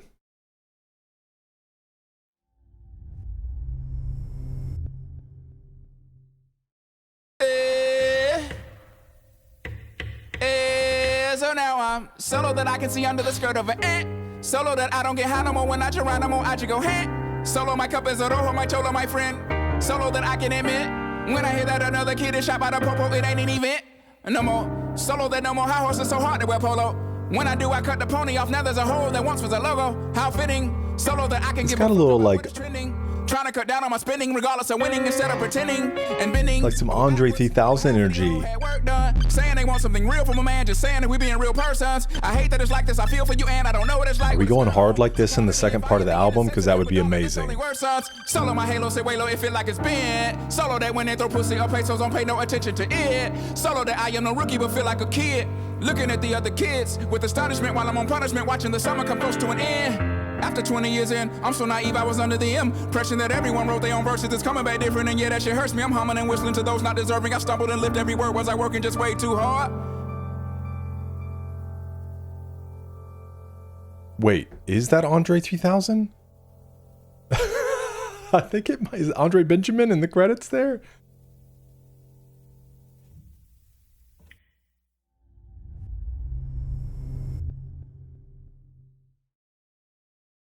Okay, I think that might be Andre 3000. Hold on. Solo Reprise. Okay, this makes a lot of sense. I was thinking like, dude, I don't think I've ever heard Frank Ocean like this, and I'm pretty certain there's no rap heavy content on Channel Orange, but I've only listened through it a few times. And obviously we go through a decent amount of music on this channel, so sometimes it's hard for me to remember exactly, like there might be a piece or a track somewhere in there. But I was like, dude, this sounds good. And obviously it was like, yeah, it sounds a little like Andre 3000. Well, that's because in an interlude featuring the legendary and elusive Andre 3000 of Outkast that renews themes from the earlier track of the same name, Reprise is the only track on Blonde lacking vocals from Ocean. The way I stated in the past, the album is entirely autobiographical. I really am wondering why we're not getting it saying that it features these people, especially because these are great features. In solo, Ocean is physically alone because he's not in a relationship, whereas in Reprise, he feels alone in his beliefs relative to the music industry in modern society. Ocean shares this sentiment through the perspective of Andre, a well-established artist who may empathize with his sense of loneliness after achieving success in the industry. Additionally, Andre's appearance on Blonde itself is a reprisal from Ocean's 2012 album Channel Orange, where he contributed a verse to Pink Matter. Both tracks have similar instrumentation. Did Andre 3000 diss Drake full on diss? No, but this could be a subliminal shot at Drake and other rappers who use ghostwriters. Drake was in high-profile beef with Meek Mill in 2015 after Meek exposed Drake's use of ghostwriters. Oh, we're about to have a week of Drake. As of filming this, Andre's rapid flow had me like, yeah, I felt the same way. And the song is only a minute. Andre! Yeah, man, he is sick. But with Drake, as of filming this, the following week, I'm trying to do 3 of his albums, and then the new release that he'll be dropping on that Friday. And then I'm also kind of in Kendrick stuff, so somewhere along the way, I'll kind of pick up on, whatever was going on between them. Yeah, dude, this verse was crazy. Solo that I can see underskirt of a lamp. Solo that I don't get anymore. When I Geronimo, I just go out. Solo my cup is a rojo, my colo, my friend. Solo that I can admit. When I hear that another kid is shot by the popo. I don't remember how the flow went exactly. That was so fun, though. So hard to wear polo. So low that no more high horses, so hard to wear polo. When I do cut the pony off, now there's a hole where there once was a logo, how fitting. So low that I can give about what is trending, trying to cut down on my spending regardless of winning instead of pretending and bending over backwards. Over half of these hoes have work done, saying they want something real from a man. Wow, dude. Just saying it, we being real persons. I hate that it's like this. I feel for you, eh? I don't know what it's like with a skirt on, so pardon me if I'm being insensitive. But darling, this only worsens. So low my halo stayed way low, it feels like it's bent. Solo that when they throw, or pesos, don't pay no attention to it. Wow, yeah, it's like not really caring about the fame or what people are trying to give you. Solo that I am no rookie, but I feel like a kid looking at other kids. With astonishment while I'm on punishment, watching the summer come close to an end. After 20 years in, I'm so naive, I was under the impression that everyone wrote their own verses. It's coming back different, and yeah, that hurts me. I'm humming and whistling to those not deserving. I stumbled and lived every word. Or was I working just way too hard? Man. Love some Andre 3000. I want to get into Outkast. I remember listening to Outkast a bit when I was a teenager. I meant Bombs Over Baghdad. Bombs Over Baghdad. Just like in the 50-yard line under the everybody's cake for 3. In the back of the TV. I don't remember exactly. Okay. This is track number 11. Pretty Sweet.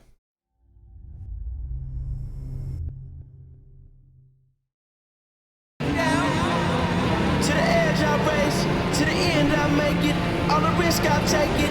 Headbang with my 4 friends, we pour a taste out for the dead. This is the blood, the body, the life. Different energy on this side. Right now might be what I need. Might be what I need. Said you wanna hurt me now. You can't hurt me now. That might be what you need. What is to be alive on this side? Don't let me down. On the other side. I'm on this side. I'm on this side. I'm on this side. I want this river ride. I'm inside. I'm inside. My niggas for life. Mothers of us, be kind to the fathers on whom we rely. Fathers of us, be kind to the mothers on whom we rely.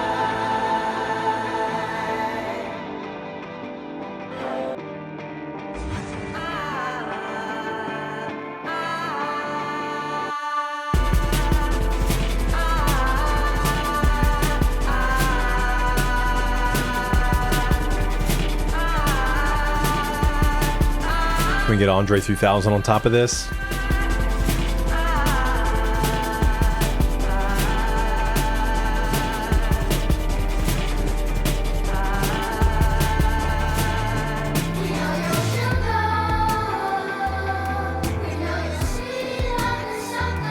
A children's choir?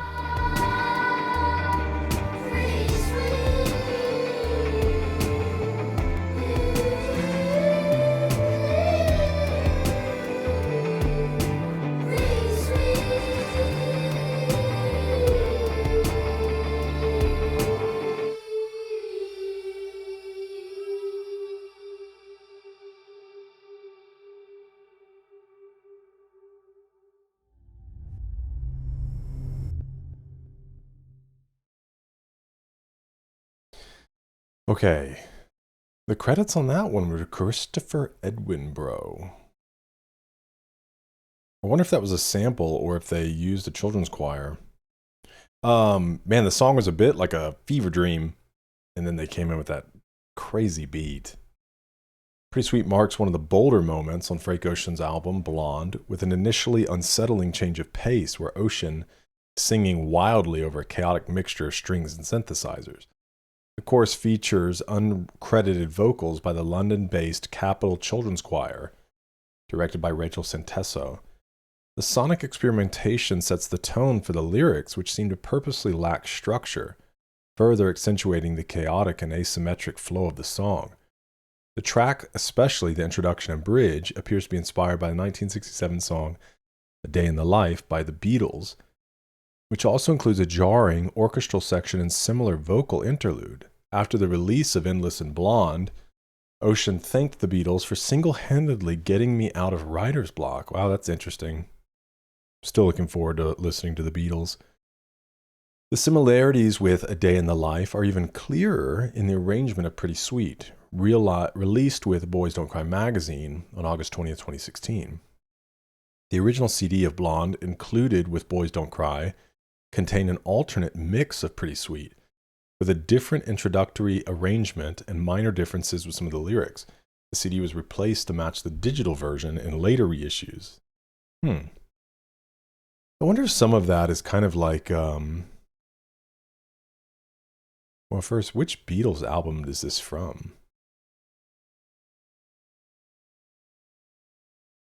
Day in the Life.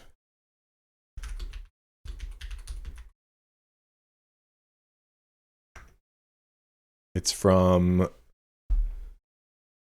the final climactic track on the Beatles' landmark 1967 album, Sgt. Pepper's Lonely Hearts Club Band.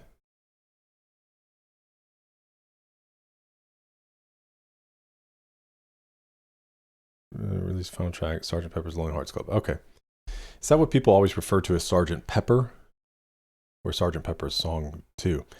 But no, it's interesting, the idea of kind of, I don't know if it's making corrections, you know, like putting the song out and then maybe you work on it a little bit more. And obviously with digital platforms, I'd imagine you can just kind of switch them out.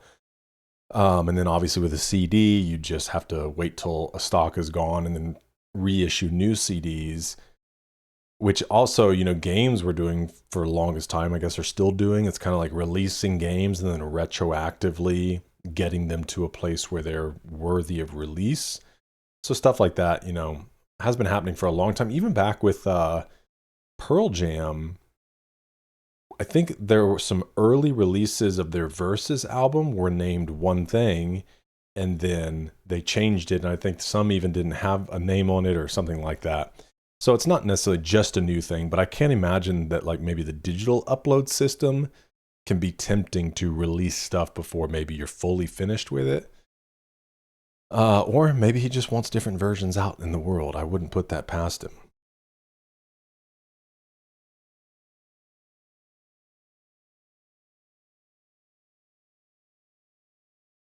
Let's see. What was the inspiration?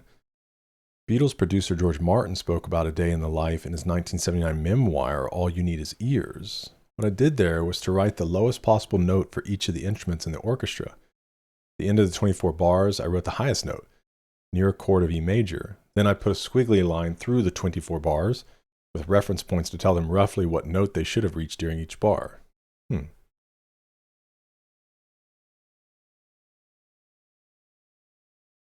Ocean mentioned the Beatles' major influence for his upcoming album. Ocean went on to interpolate the Beatles' 1966 song, Here, There, and Everywhere in White Ferrari, 14th track on Blonde. Later during the 6th episode of Blonded Radio, released on Apple Music, Ocean introduced the song Here, There, and Everywhere by thanking the Fab Four, saying they were an inspiration through his songwriting sessions. I want to thank the Beatles for almost single-handedly getting me out of writer's block. Where did Frank Ocean record? Abbey Road Studios, Studio 3, at least in part, a location befitting the Beatles-inspired track. Although the liner notes do not list a recording location, the Capitol Children's Choir website says the iconic Studio 3 is where they recorded the chorus of Pretty Sweet. Abbey Road is also where Ocean recorded many songs on Blonde while living in London, England. That's cool. I cannot make sense of this song, and that's a beautiful thing. Yo, WTF is going on in this track? Frank's the real Black Beatles.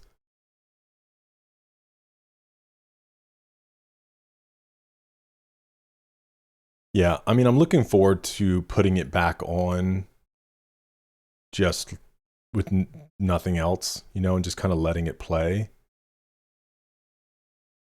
All right. This is track 12, Facebook Story.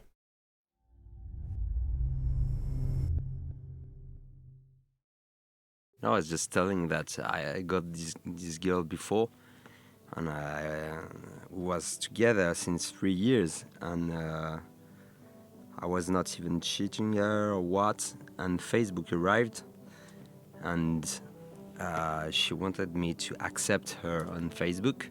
Oh no. And I don't want it because I was like in front of her, and she told me like, accept me on Facebook. It was virtual, means no sense. So I said, I'm in front of you. I don't need to accept you on Facebook.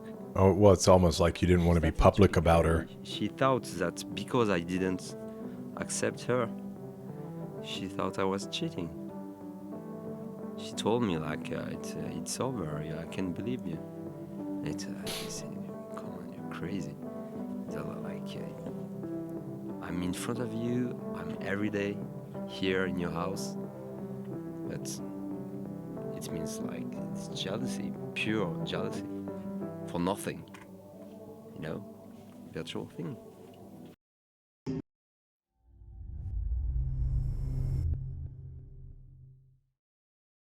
I can totally understand where he's coming from. And maybe there were more issues in the relationship. Just from my perspective, it's like, maybe this also depends on what era it was, because he does say then Facebook comes along, so it's new and maybe not knowing, but there is that side, right, that is almost like a wedding ring signifying letting the world know, like, hey, I'm off the market. You know what I mean? Like if you went into a place, I film weddings and things. Could you imagine me going to film weddings? I'm around bridesmaids, all of them, and just being like, ow. Did it. Okay. Just slipping in my pocket. You know what I mean?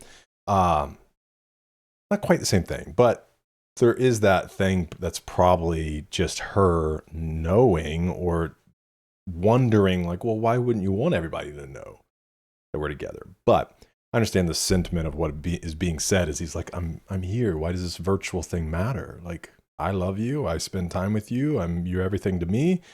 And who cares if this other thing, but there's the side that's like, well, if it means a lot to her and you care about her, why not just be like, okay. But it is the trading the truth of something, right? Because then all of a sudden, maybe a good relationship is sabotaged because of something seemingly silly like that, but do it than just that. Okay. This says Facebook Story is a skit where real and digital life meet but cannot be distinguished from each other. French producer Sebastian recalls how his relationship fell apart over accusations of infidelity over Facebook. It's the second skit on Blonde after Be Yourself. Sebastian, I wonder if is that supposed to be Sebastian, has previously flirted with the philosophical concept of hyperreality. In an interview with Coed magazine, Sebastian spoke about the use of depressing footage as visuals in his live sets. In a club setting where people go to forget their troubles and enjoy themselves, people continue to dance even when confronted by reality. Facebook Story also samples Buddy Ross's 2016 instrumental Running Around throughout the track. The recurring keyboard theme says, there's one thing I did the first day I was with him back in 2013, it's Buddy Ross. I almost forgot I had given that to him, and it ended up being a recurring theme, which is super cool, just to hear it on the day it came out, being in there. Sebastian, yes, it's me, and it's a true story. We were just chatting about life and relationships in general. I discovered that Frank was recording the conversation sometimes when something seemed interesting to him, but I didn't know when and why exactly. We were just having discussions like anyone else, but he suddenly paid attention at this story. He maybe chose that one because this kind of story reveals something about our time. He maybe has another point of view. Frank knows Sebastian. First time I met him, when I asked what he wanted from me exactly, this is Sebastian talking about Frank, he never really answered. He just gave me the tracks one by one, and I was allowed to do absolutely everything I wanted to, which was an incredible way to work for me. All I could say about him for now, and it's not a surprise for anybody, that Frank is a particularly enigmatic person, is that I felt he was a very smart, intense, and clever guy. Something different from what I'd known before. Or you can just accept her friend request.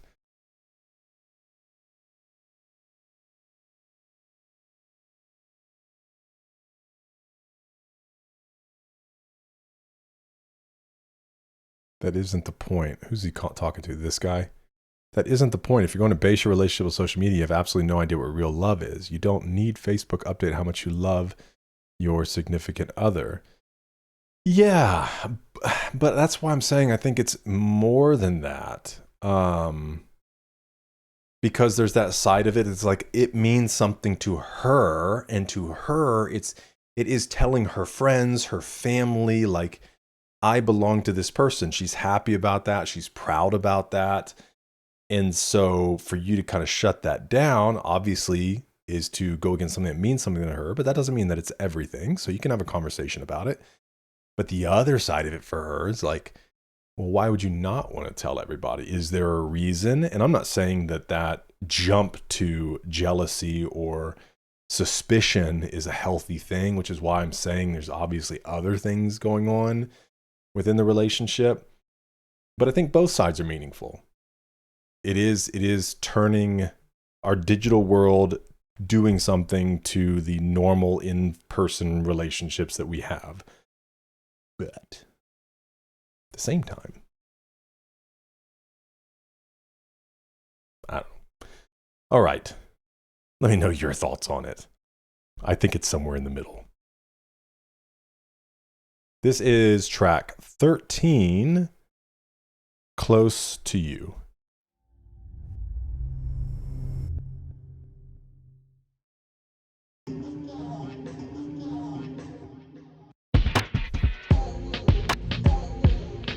I'll be honest, I wasn't devastated, but you could've held my hand through this, baby. Let my mind run underneath one chest.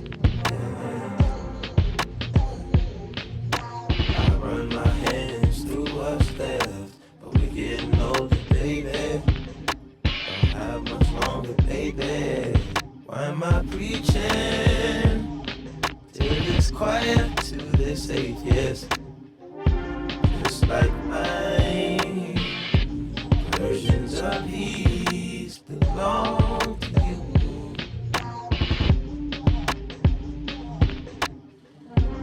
After a while, they're keeping me close to you.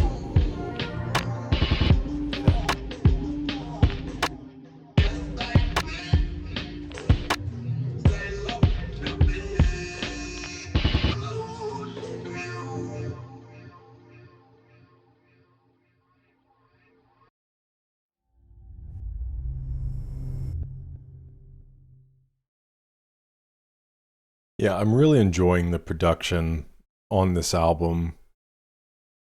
Just paying a lot of attention to what he's doing with the sounds and beats. And I think on my second go through on this album, I'll probably try to listen a little closer to kind of the thematic thread that's happening lyrically throughout it. Close to You is an interpolation of Stevie Wonder's 1972 Talkbox cover of the 1970 song They Long to Be Close to You by the Carpenters. The brief track follows the Facebook story, whose ex-lover longed to be close to them, albeit through electronic means. The irony is that Sebastian's vision for connecting with his partner was precisely antithetical to the technological connection his partner sought. Frank Ocean said his inspiration for the song came from Stevie Wonder's Talkbox. I was in a hotel room on the YouTube wormhole and found this cover that Stevie did of a Carpenter song called Close to You. It was like I had to sing it. His rendition made it my favorite song. Wonder's Talkbox medley combined the 1970 song with the 1971 track by the Jackson 5, which Ocean emulated in his 2017 live version. Ocean expanded on the subject in a 2019 GQ interview. I was living in a hotel and I remember listening to it and being really nailed to the floor by Stevie Wonder's interpretation of it. That version moved into my favorite songs of all time list, right there with Prince's When You Were Mine. I don't know what creates that feeling of I have to sing this song. Frank Ocean featuring Brad Pitt.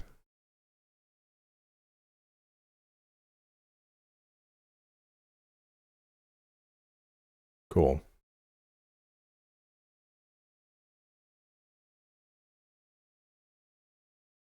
Yeah, I'm interested to hear more, I guess, like R&B. Even though this is listed as pop, it doesn't feel very pop to me. Maybe it's a mixture of kind of pop and R&B. Just because I don't have a good sampling yet of sounds within that genre. I do have The Weeknd, which is kind of this dark, R&B. But I guess I don't know. Frank's kind of in his own lane over here. Okay. I'm really interested in this track. This is track number 14, White Ferrari. But I think with Frank's writing, like, there's a lot of subtlety in it, And so going back through it and listening and trying to kind of really grab some of the poetic writing, because I don't feel like he really just like says here. I mean, sometimes he has some very plain verses, but it almost is like if you were to take a paragraph, this is how it makes me feel. If you were to take a paragraph of like 6 sentences and remove 3 of them, like one sentence between each, then you could be like, oh, I think I know what this paragraph's about, but it's not just handing it to you. You kind of have to read between the lines. One of my favorite Jean-Claude Van Damme clips, by the way, shout out if you know the movie. I'm not going to give it to you, but it's Jean-Claude Van Damme and his okay, I can't even bring my leg up that high. That kick, with his leg like way up, foot's right in the face of this guy. And he says, read between the lines. What does my boot say? And the guy says the brand of the boot. And then he says, read between the lines. The guy says that I should get out of here. Name the movie. Okay. Here we go. White Ferrari.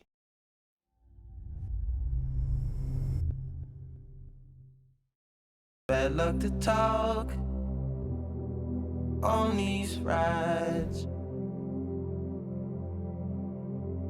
Mine on the road, your dilated eyes. Watch the clouds float, white Ferrari. Had a good time. 16, how was I supposed to know? And you know anything? I let you out at Central. I didn't care to stay the plane. Kept my mouth closed. We're both so familiar. White Ferrari. Stick by me, close by me. You will find, you will find. As this the slow ride. Left when I forgot to speak. So I text the speech, lesser speeds, Texas speed, yes. Basic takes its toll on me eventually, yes. On me eventually, yes. I care for you still and I will forever. That was my part of the deal. Honest, we got so. This all seems to come from such a raw place, man. Spending each day of the year, white Ferrari. Oh, good times. In this life,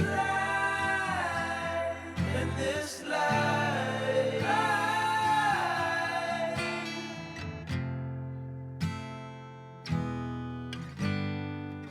Too many years, some tattooed eyelids on a facelift. Mind over matter is magic. I do magic. If you think about it, you'll no time, much life.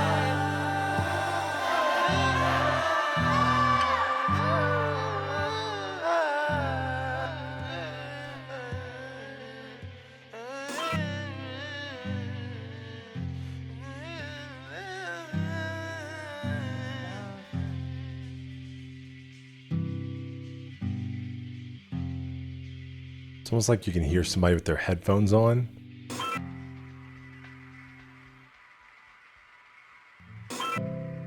I'm sure we're taller in other dimensions. I mean, Frank's making art. We're small and not worth the mention. You're tired of moving, your body's aching. We could vacate, there's places to go. Clearly, this isn't all that there is. Can't take what's been given, but we're so okay here. We're doing fine. Mama and naked, you dream of walls that hold us in prison. It's just a skull, at least that's what they call it, and we're free to roam.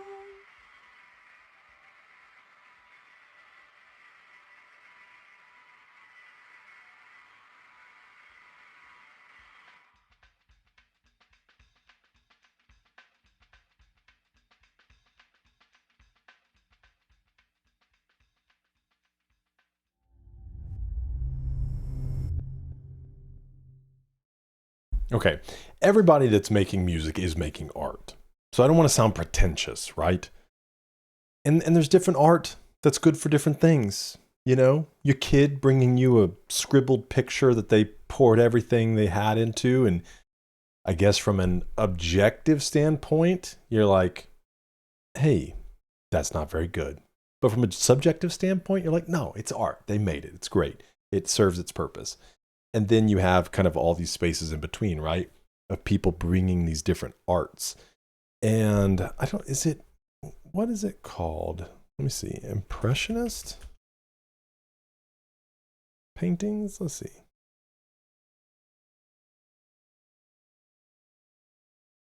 Yeah, I don't know. What defines an impressionist painting? Impressionist paintings, 19th century artworks characterized with visible, rapid brushstrokes, vibrant colors, emphasis on accurately capturing light, shifting natural effects. I don't know about that. Maybe there's a lot in between. I know what abstract is. And that's what I feel like Frank's would be more in the abstract realm. Yeah, for sure. You know, and it's his art. But you can tell just everything's so meticulously crafted, and he's communicating what he's feeling, how he feels he needs to communicate it. And I just love it. I love that he feels free, you know, to create what he wants to create. And I have mad respect for that. The heartbreaking white Ferrari speaks on love and permanence. December 2015, Canadian DJ and producer A-Track started rumors about a song titled White Ferrari,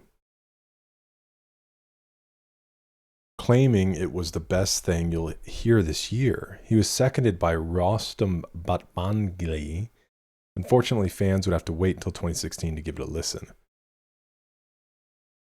When I was making the record, there was 50 versions of White Ferrari. I have a 15-year-old little brother, and he heard one of the versions, and he's like, you got to put that one out. That's the one. I was like, no, it's not the version, because it didn't give me peace yet.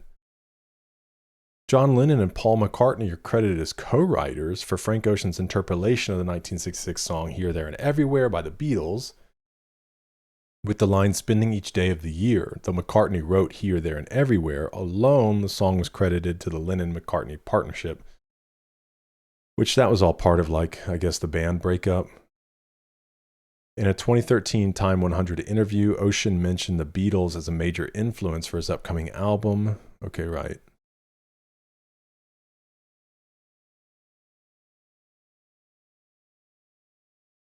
Okay, more about the artwork. When the album is almost finished, but you don't want it to end. It's so beautiful, dog. People keep mentioning Bon Iver. I'm not familiar with Bon Iver. White is a pure life, beautiful one. Ferrari, a life lived fast and fully. Somebody says the idea I get from this song is that Frank is talking about that feeling you get when you're on some random adventure with someone you barely know, but you fall in love with them for that one night because it helped you escape everything else that's happening in your life. You forget who you are for a while. Maybe you're both high, and for that short time you spend together, it's magical and real, but you know it can't go further than that. The pain of knowing it can't last. Knowing somewhere deep down that you're actually just projecting your feelings for someone else onto this person. That feeling is one of the most beautiful and painful feelings because you never get to realize it fully. It's like summer love. Somebody said so much atmosphere in this song. It really is. I'm just blown away where, you know, the decisions that they're making and the sounds they're using and the different mixing and all of that. Okay. This is track 15, titled Seigfried.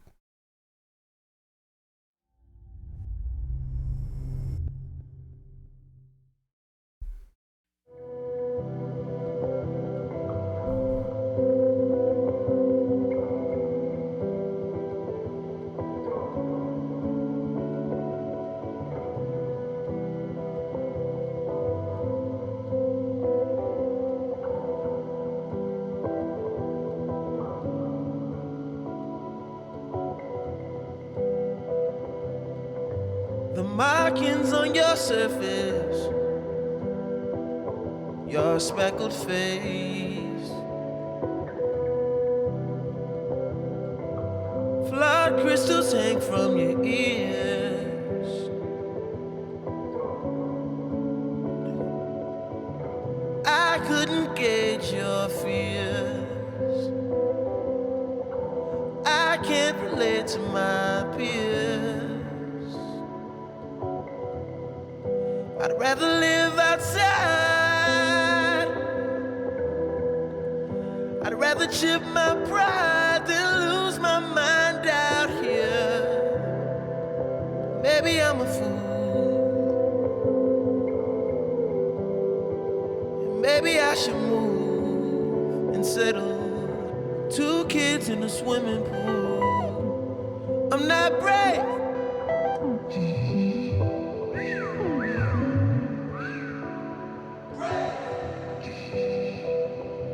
Like, how is he making these decisions? I guess there's just a sound that he hears and he's like, well, I'll just go record it. Taking in the homeless sometimes. I love that. Been living in an idea from another man's mind. Maybe I'm a fool to settle for a place with some nice views. Maybe I should move, settle down. 2 kids in a swimming pool. I'm not brave. I'd rather live outside. I'd rather live outside. Rather go to jail. I've tried hell. What would you recommend I do? The other side of the moon.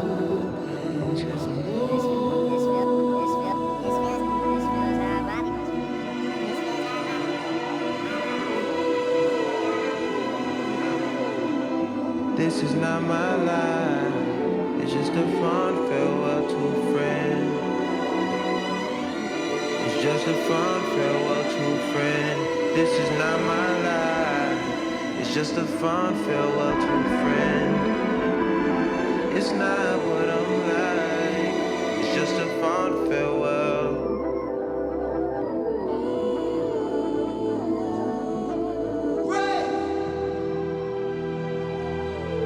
thinking of Nirvana, it was there. Callback to earlier in the album. From a phoenix, there with my crooked teeth and companions sleeping, yeah.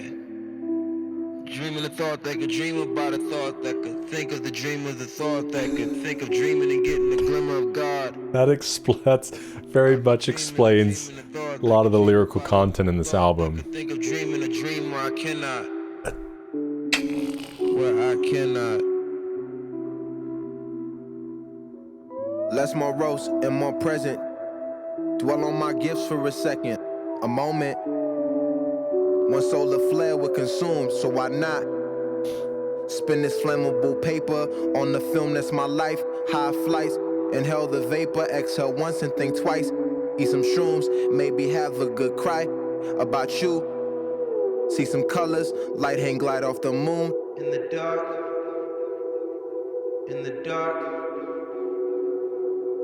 I do for you. In the dark, I do for you. In the dark, I do for you.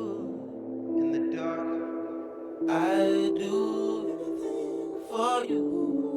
In the dark, I do for anything for you. I do for anything for you.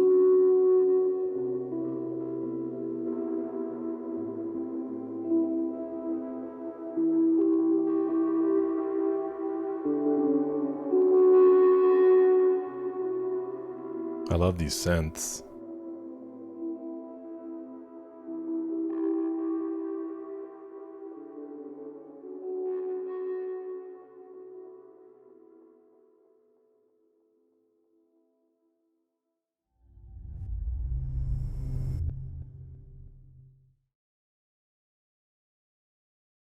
Well, you definitely can't say Frank's not honest. Let's see here. Seigfried might be called a metaphysical breakup song based on the mention of a speckled face. The song may be about male model Willie Cartier, who's rumored to had a brief affair with Ocean. Affair? Like he's married, or are they just saying affair? Kind of like a, why is this going to Jersey Shore? What? Willie Cartier. Willie Cartier.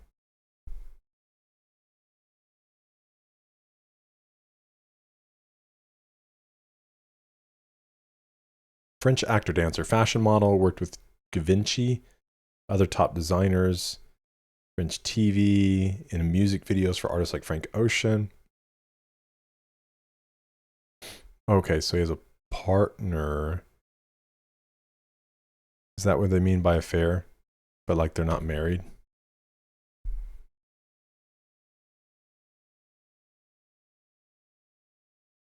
But this could also have been at a different time, right? I mean, it's a long time ago.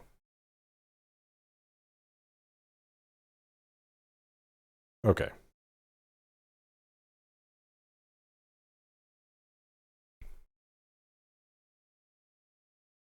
The hero Seigfried of Norse mythology is often depicted as a handsome man with long flowing hair, much like Cartier. The narrative of the song is difficult to follow, but it seems to have a recognizable structure nonetheless. The song moves from his love life to his inner life, then back out to his love life. In the first verse, Ocean begins by addressing a lover in a failed romance and goes to reflect on his own life. Ocean's reflections become increasingly more penetrating. They move from wondering about his life choices and then transition to thoughts about the nature of his own mind and God. The song then seems to move back into a consideration of lost love and ends with a declaration, "I'd do anything for you." Dark. The title appears to be a spelling variation on the Germanic name Siegfried, which is composed of the roots Sigr, meaning victory, and Fristu, meaning peace. The name Siegfried has several cultural resonances Ocean may be channeling.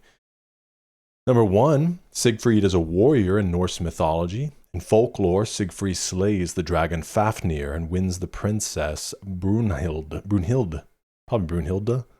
He is considered an archetypal figure of bravery. Siegfried was popularized through the operas of Richard Wagner, specifically his 4-part work, Der Ring des Nibelungen.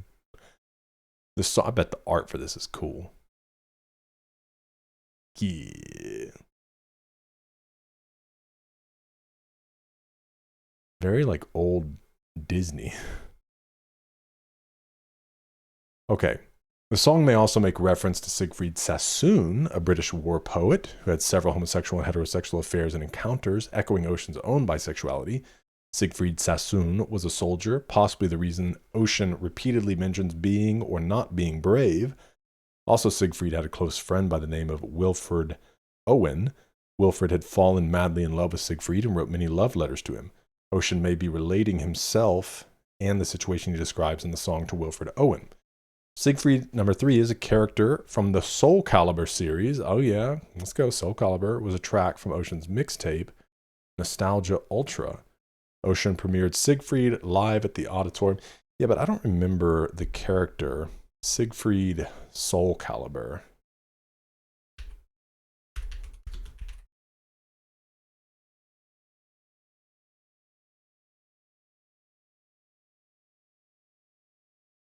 I miss a good fighting game.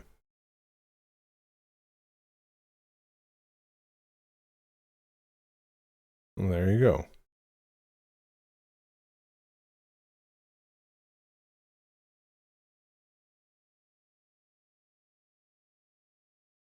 Okay. Possible Siegfried reverse. Okay, that's just mentioning some things. Siegfried interpolates lyrics from Elliott Smith's 2004 posthumous track A Fond Farewell, a song about overcoming addiction and reforming one's character, to sing of his own reformation with the lines, "This is not my life, just a fond farewell to a friend. It's not what I'm like, it's just a fond farewell."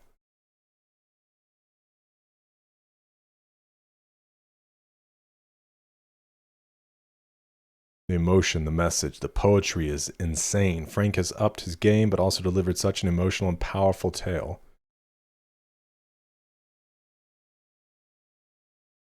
Got Mr. T crying. Congrats on the Grammy, Frank. I don't know if that's him saying it before, maybe stating that he was going to get it.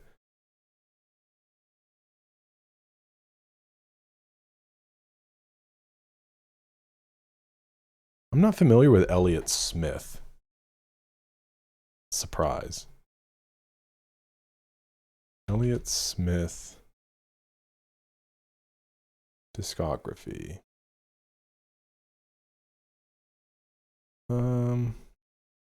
Stephen Paul Smith, known as Elliott Smith, was an American musician, singer-songwriter. Died in 2003.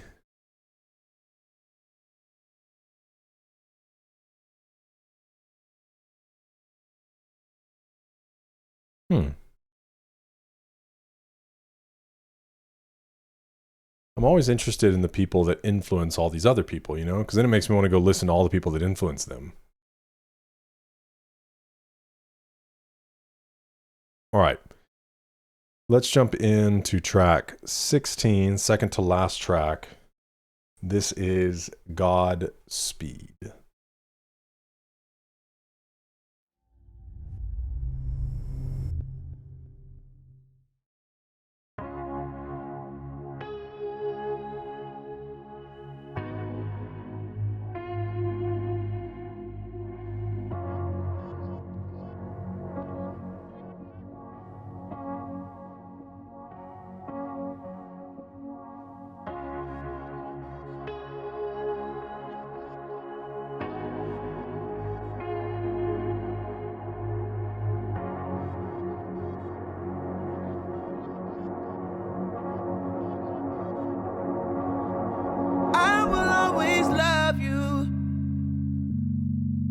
How I do. I wonder if this is like sending them on, you know, letting go of them. Godspeed. Just a sweet word. The table is prepared for you.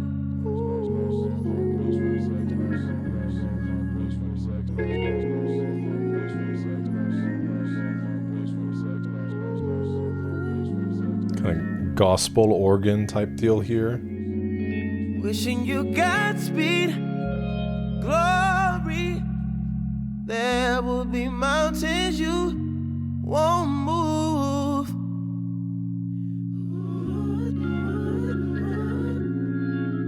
It's almost like a mutual farewell. I'll always be there for you. How I do.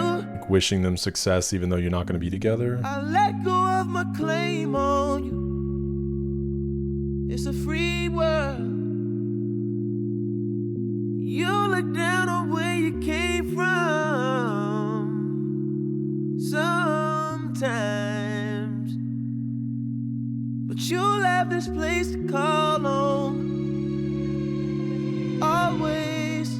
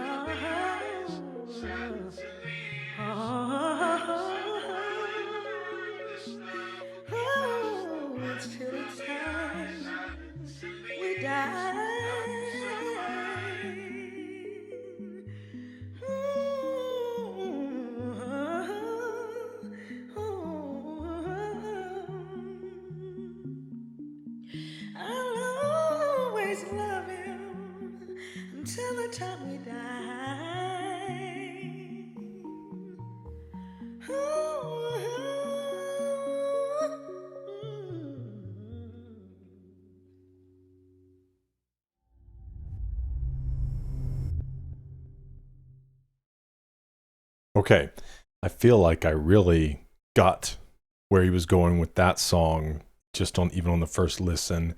And it seemed to be this kind of recognition, like, especially like I let go of my claim on you. Like, we're not at odds. It's not bad blood. I know like we might not have what we have or be the same, but ultimately I wish you Godspeed in everything that you do as you go forward. Which is really a cool thing. In Godspeed, the penultimate track of Blonde, what ultimately does penultimate mean? Like, what would define that as a penultimate track?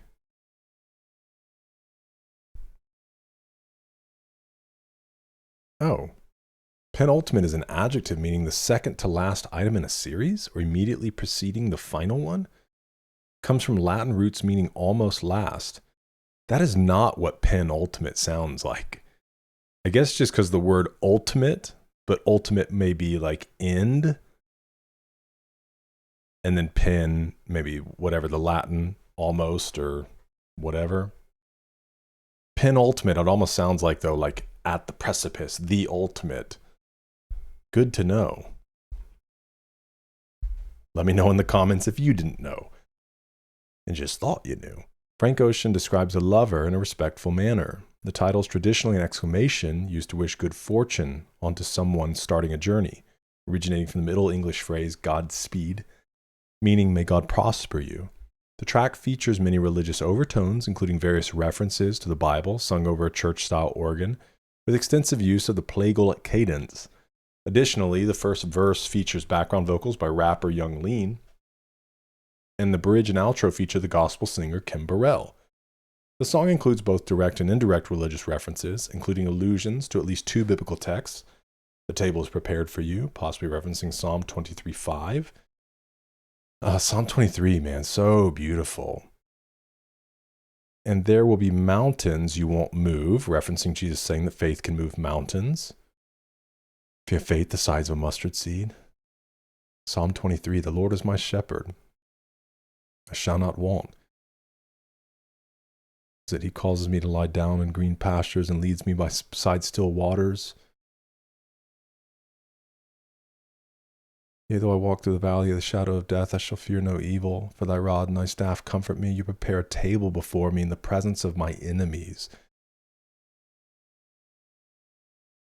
Can't remember the rest. You anoint my head with oil, my cup overflows. Surely goodness and mercy will follow me all the days of my life. Godspeed shares its title with a screenplay published by Ocean. Okay, Ocean described the story in his magazine's opening letter. I wrote a story in the middle. It's called Godspeed. It's basically a reimagined part of my boyhood. Boys do cry, but I don't think I shed a tear for a good chunk of my teenage years. Surprisingly, my favorite part of life so far. Surprising to me because the current phrase is what I was asking the cosmos for when I was a kid. Maybe that part had its rough stretches too. But in my rearview mirror, it's getting small enough to convince myself it was all good. And really, though, it's still all good. That's an interesting thing, right? So much, it's like the idea of looking back in the rear view. Sometimes you forget about the bad things, or maybe even it's the opposite, you know? You don't see all the good that was there. But sometimes it's hard to remember, at least for me, which I think is a fine thing, right? Because you don't necessarily want to dwell on all the negative things. But saying it that way, in my rearview mirror, it's getting small enough to convince myself it was all good. I love that saying. As you get farther and farther away, it's hard to notice all the details. It doesn't seem Frank spoke about Kim on the track. He did write a review of one of her songs on his Tumblr. I was raised Christian, only had a few friends from different religions growing up. These days I've got family from agnostic to Islam. My grandmother was Pentecostal evangelical.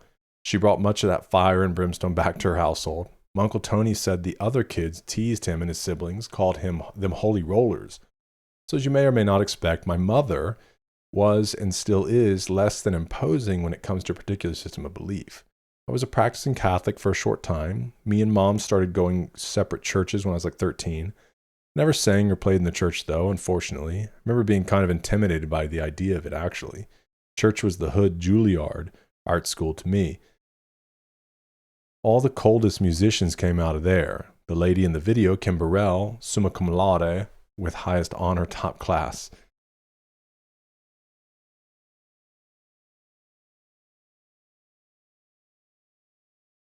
It's saying here, Young Lean can be heard in the background after the line, "The table is prepared for you," repeating a phrase that sounds like "ball so hard, boys flex."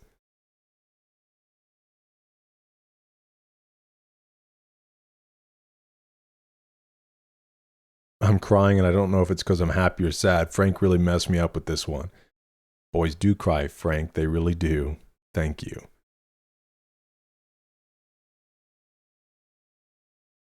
When the album is ending and you don't want it to end. And that does bring us to our final track, track 17, which is also the longest on the album at 9 minutes and 24 seconds.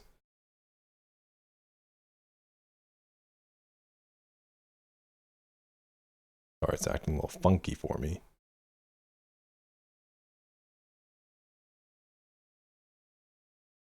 Okay.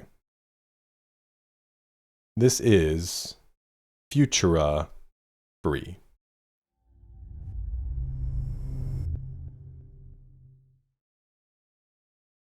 Take us home, Frankie.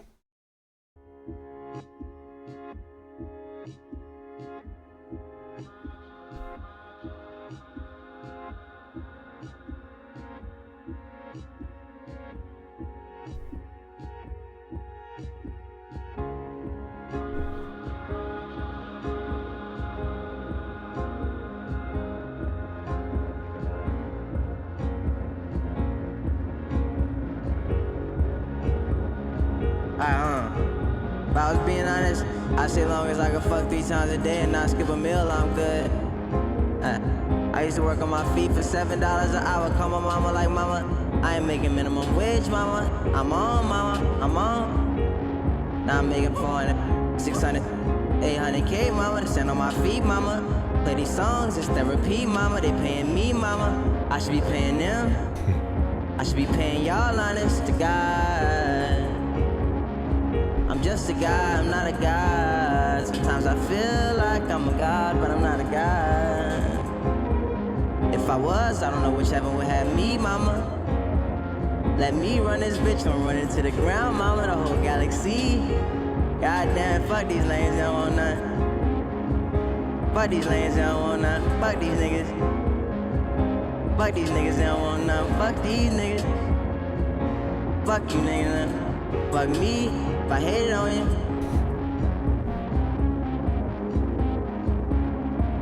I'ma stick around. I'm gon' let my nuts hang. Nigga, you got some just like me, don't you? Or maybe not just like me, you know I'm Africano Americano. And even if you have Japanese roots, run deep, family tree, throw a big shadow. Tech company, please give me immortality. I'm going rapidly, fading drastically. Yeah. I pull a zip down. Wet your lips first, lick the tip now. Smoke some.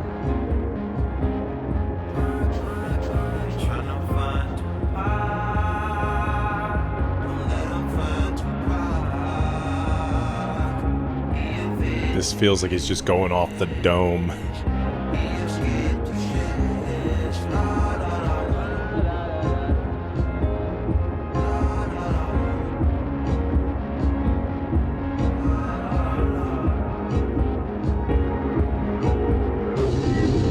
I keep quiet and let you run your phone bill up.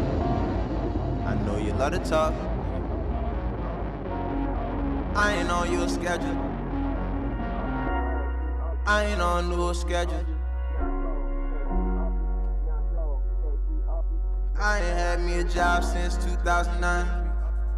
I ain't on no sales floor. You say I'm changing up. I feel like Selena. They wanna murder a nigga. Saw the movie. It's a Jennifer Lopez movie, right?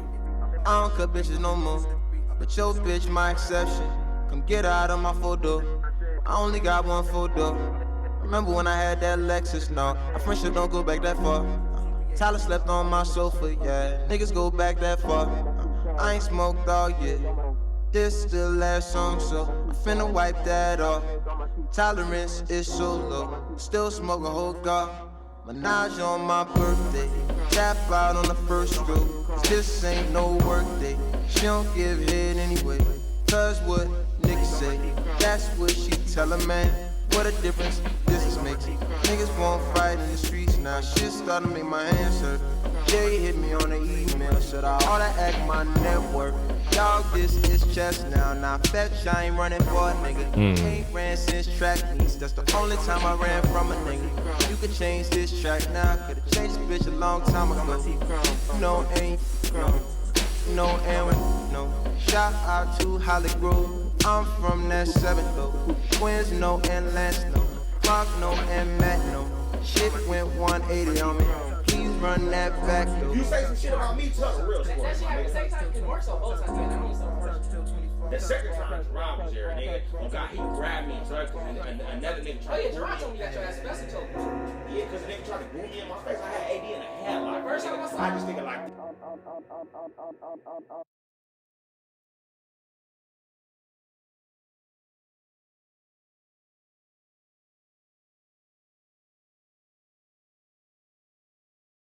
Is this, did somebody mention 4 minutes of silence? Oh, nope. Okay. Sorry.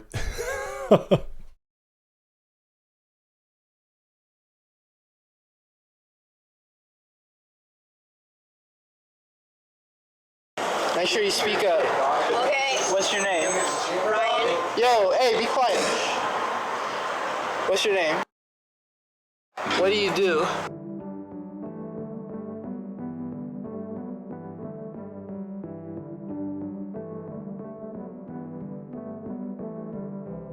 Is that Ryan Sheckler? The skateboarder? The first word I learned to say, or that I ever said. What's the most amazing thing you've ever witnessed? You gotta do it.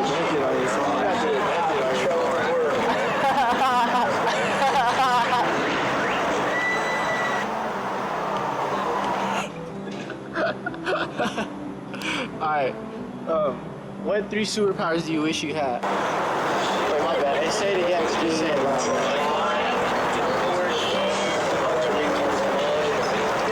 Alright, what's your name? Maybe we can get a little bit.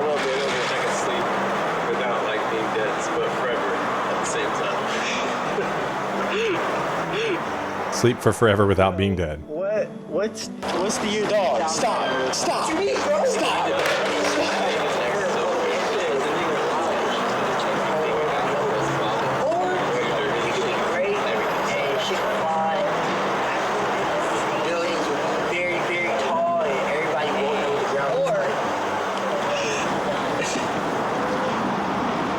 That's fucked up. Chloe!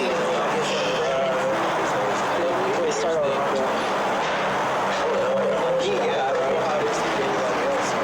Best thing about being me is a nice set of friends,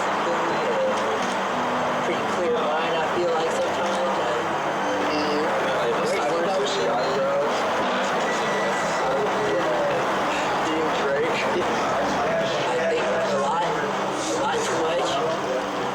A lot too much. Sometimes I'm very musty. Talents? Any secret talents? I don't think so. I'm pretty open about everything that I do.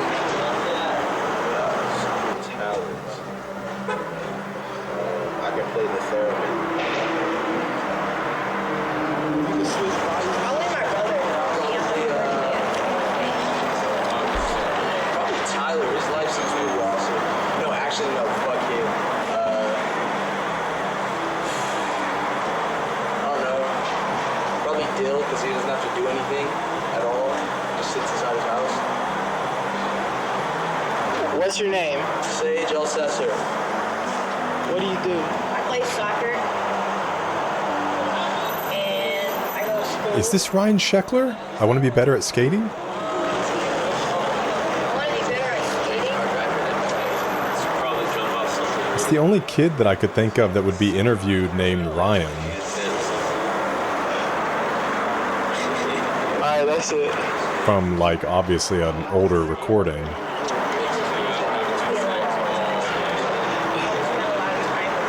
a couple hours with my family, and I go out and just do everything that I ever thought about trying. No, just not think that you can do. That's it. How far is a light year? How far is a light year?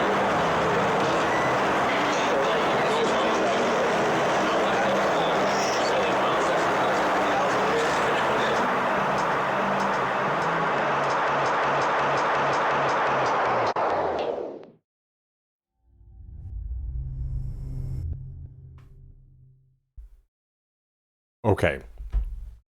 I'm honestly not sure what Frank was trying to communicate through that. Let's go see if we can learn anything. It says Futura Free is divided into two parts, separated by a brief moment of silence.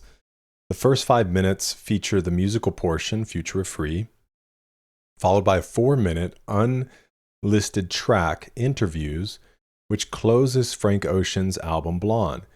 In the first section, sees Ocean reflecting on his life and accomplishments thus far in a stream of consciousness style. He rambles about fame, religion, sexuality, while referencing popular icons such as Tupac and Selena, who met tragic deaths at a young age. Throughout the first section, distorted guitar chords play in the background, sampled from the 1979 song Love Like Anthrax by Gang of Four. The second section, an unlisted track, who's Gang of Four?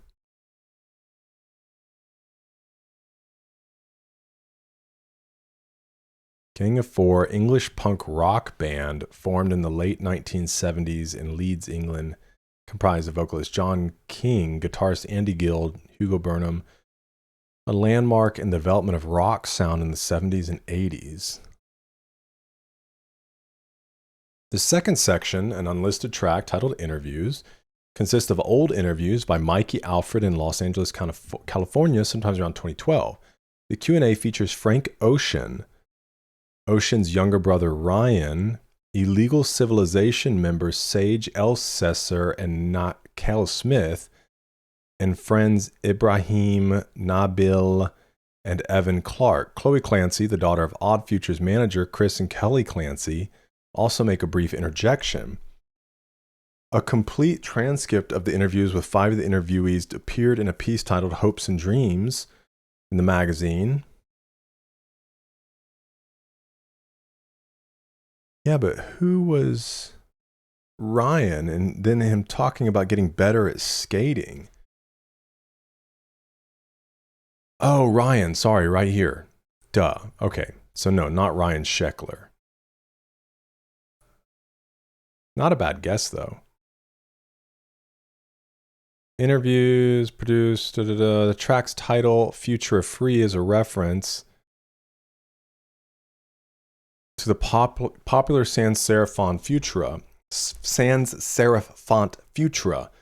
Ocean may be paying homage to the favorite typeface of movie director Stanley Kubrick, who used it in the trailer's promotional posters for some of his most popular films, including the 1968 sci-fi classic 2001: A Space Odyssey, which Ocean included in his Boys Don't Cry movie list.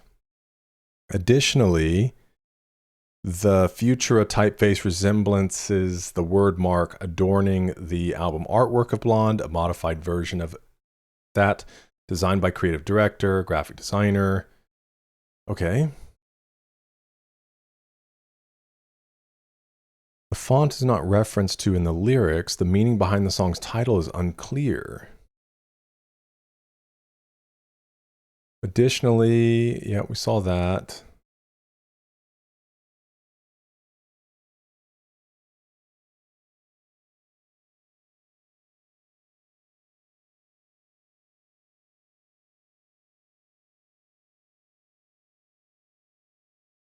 There's love like for the closing track.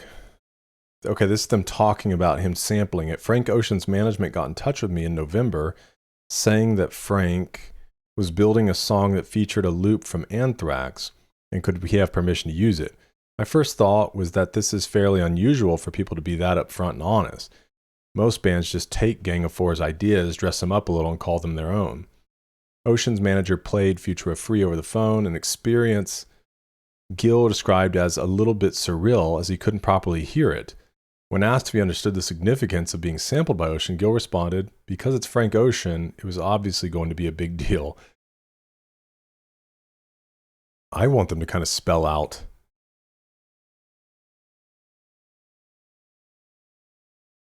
Finishes album, Nikes begins, listens to album again. When Frank said Tyler slept on my sofa, was he talking about Tyler the Creator?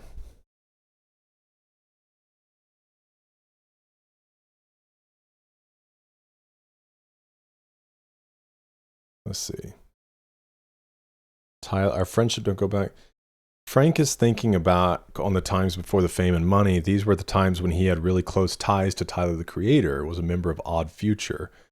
Okay, I'm not familiar with Odd Future. I know it was mentioned a few times.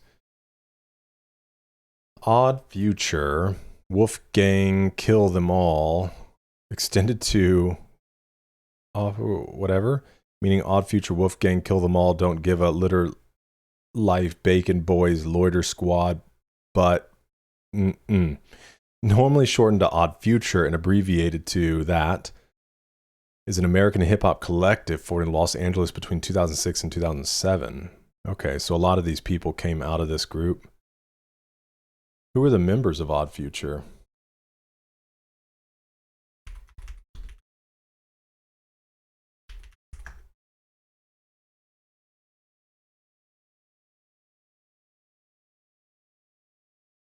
Okay, I don't recognize any of them other than Tyler.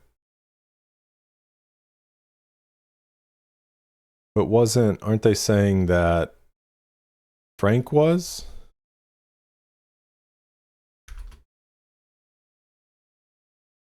Frank Ocean was a member of the Los Angeles-based hip-hop collective Odd Future. Joined the group around 2010.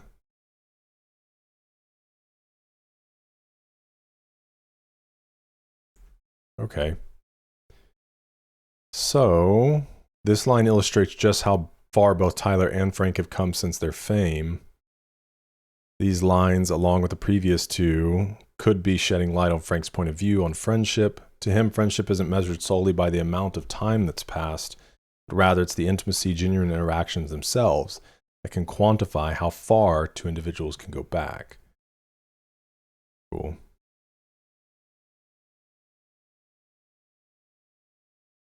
Okay.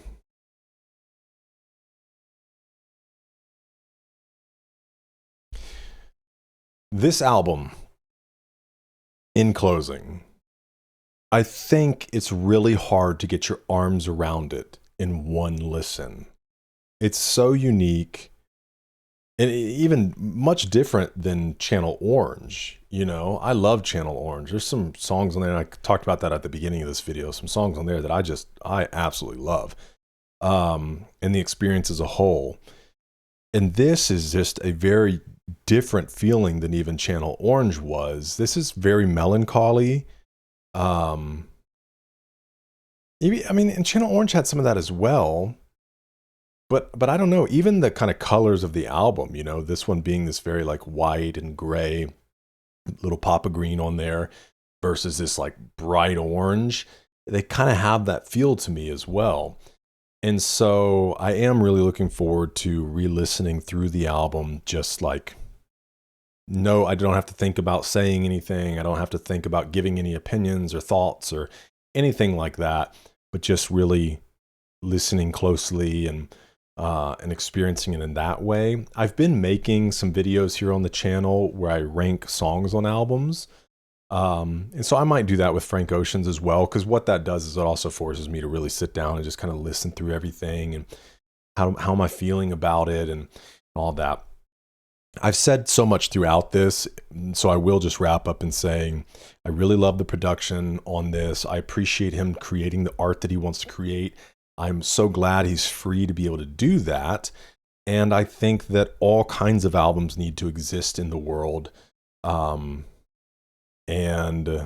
you know, will this be one that I go to in the long run? I don't know. We'll have to see through listening to others. I know Channel Orange is one that's like, if I'm on a road trip and like next time, you know, we go to the beach or something like that, and I know I've got a 6 or 7 hour drive, then Channel Orange is one of those that I'll probably throw in rotation, you know, to listen to. And so we'll see if this kind of finds that way as well. But I am looking forward to listening to it again. And I think there's so much being communicated on so many levels that I just can't even grasp when I first listen through. But I do appreciate Frank Ocean, what he's doing.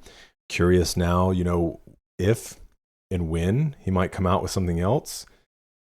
Because what we got, Channel Orange in 2012, Blonde in 2016. You know, it's 10 years now. Let me see if there's are there any rumors? Is Frank Ocean coming back? Frank Ocean is widely expected to return to the music industry with strong rumors, social media teases, and reports pointing toward new music or an album in 2026. Been actively working on new material as seen in his recent studio teasers and acknowledgement of other artists' work. Reports suggest a potential new album in 2026, some speculation regarding a 2026 world tour. Recent activity on his Instagram stories in early 2026 has fueled fan speculation about a comeback.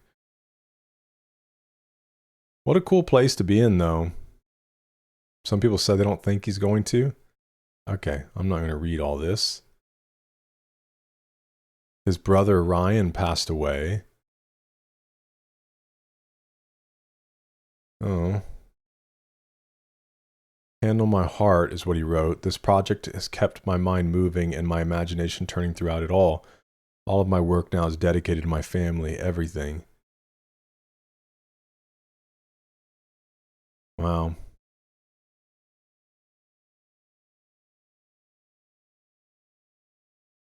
So yeah, we'll see if he comes out with stuff, but you know, it's very cool for him to be able to create on his own and his own pace, you know, make music when he feels like making music. And then, like I was saying about the restaurant thing, when he releases the music, people will come and listen. And I think that's a really incredible thing to be able to achieve. So let me know your thoughts on this album. What are your standouts, favorite moments? What's meaningful to you? If there's anything you want to shed light on, Would love to see any and all of that. We'll see what content we can pull together to put up on Patreon. So feel free to check out Patreon. We have stuff for Channel Orange, hundreds of hours of video for dozens of different artists. It's the best way you can support this channel, as obviously these videos are copyright protected and are not monetizable. Growing that Patreon community is the way we keep this channel moving forward. So feel free to check that out and be part of that community. Thanks for being with me for this one. I hope to see you in the next one, because we're eating good.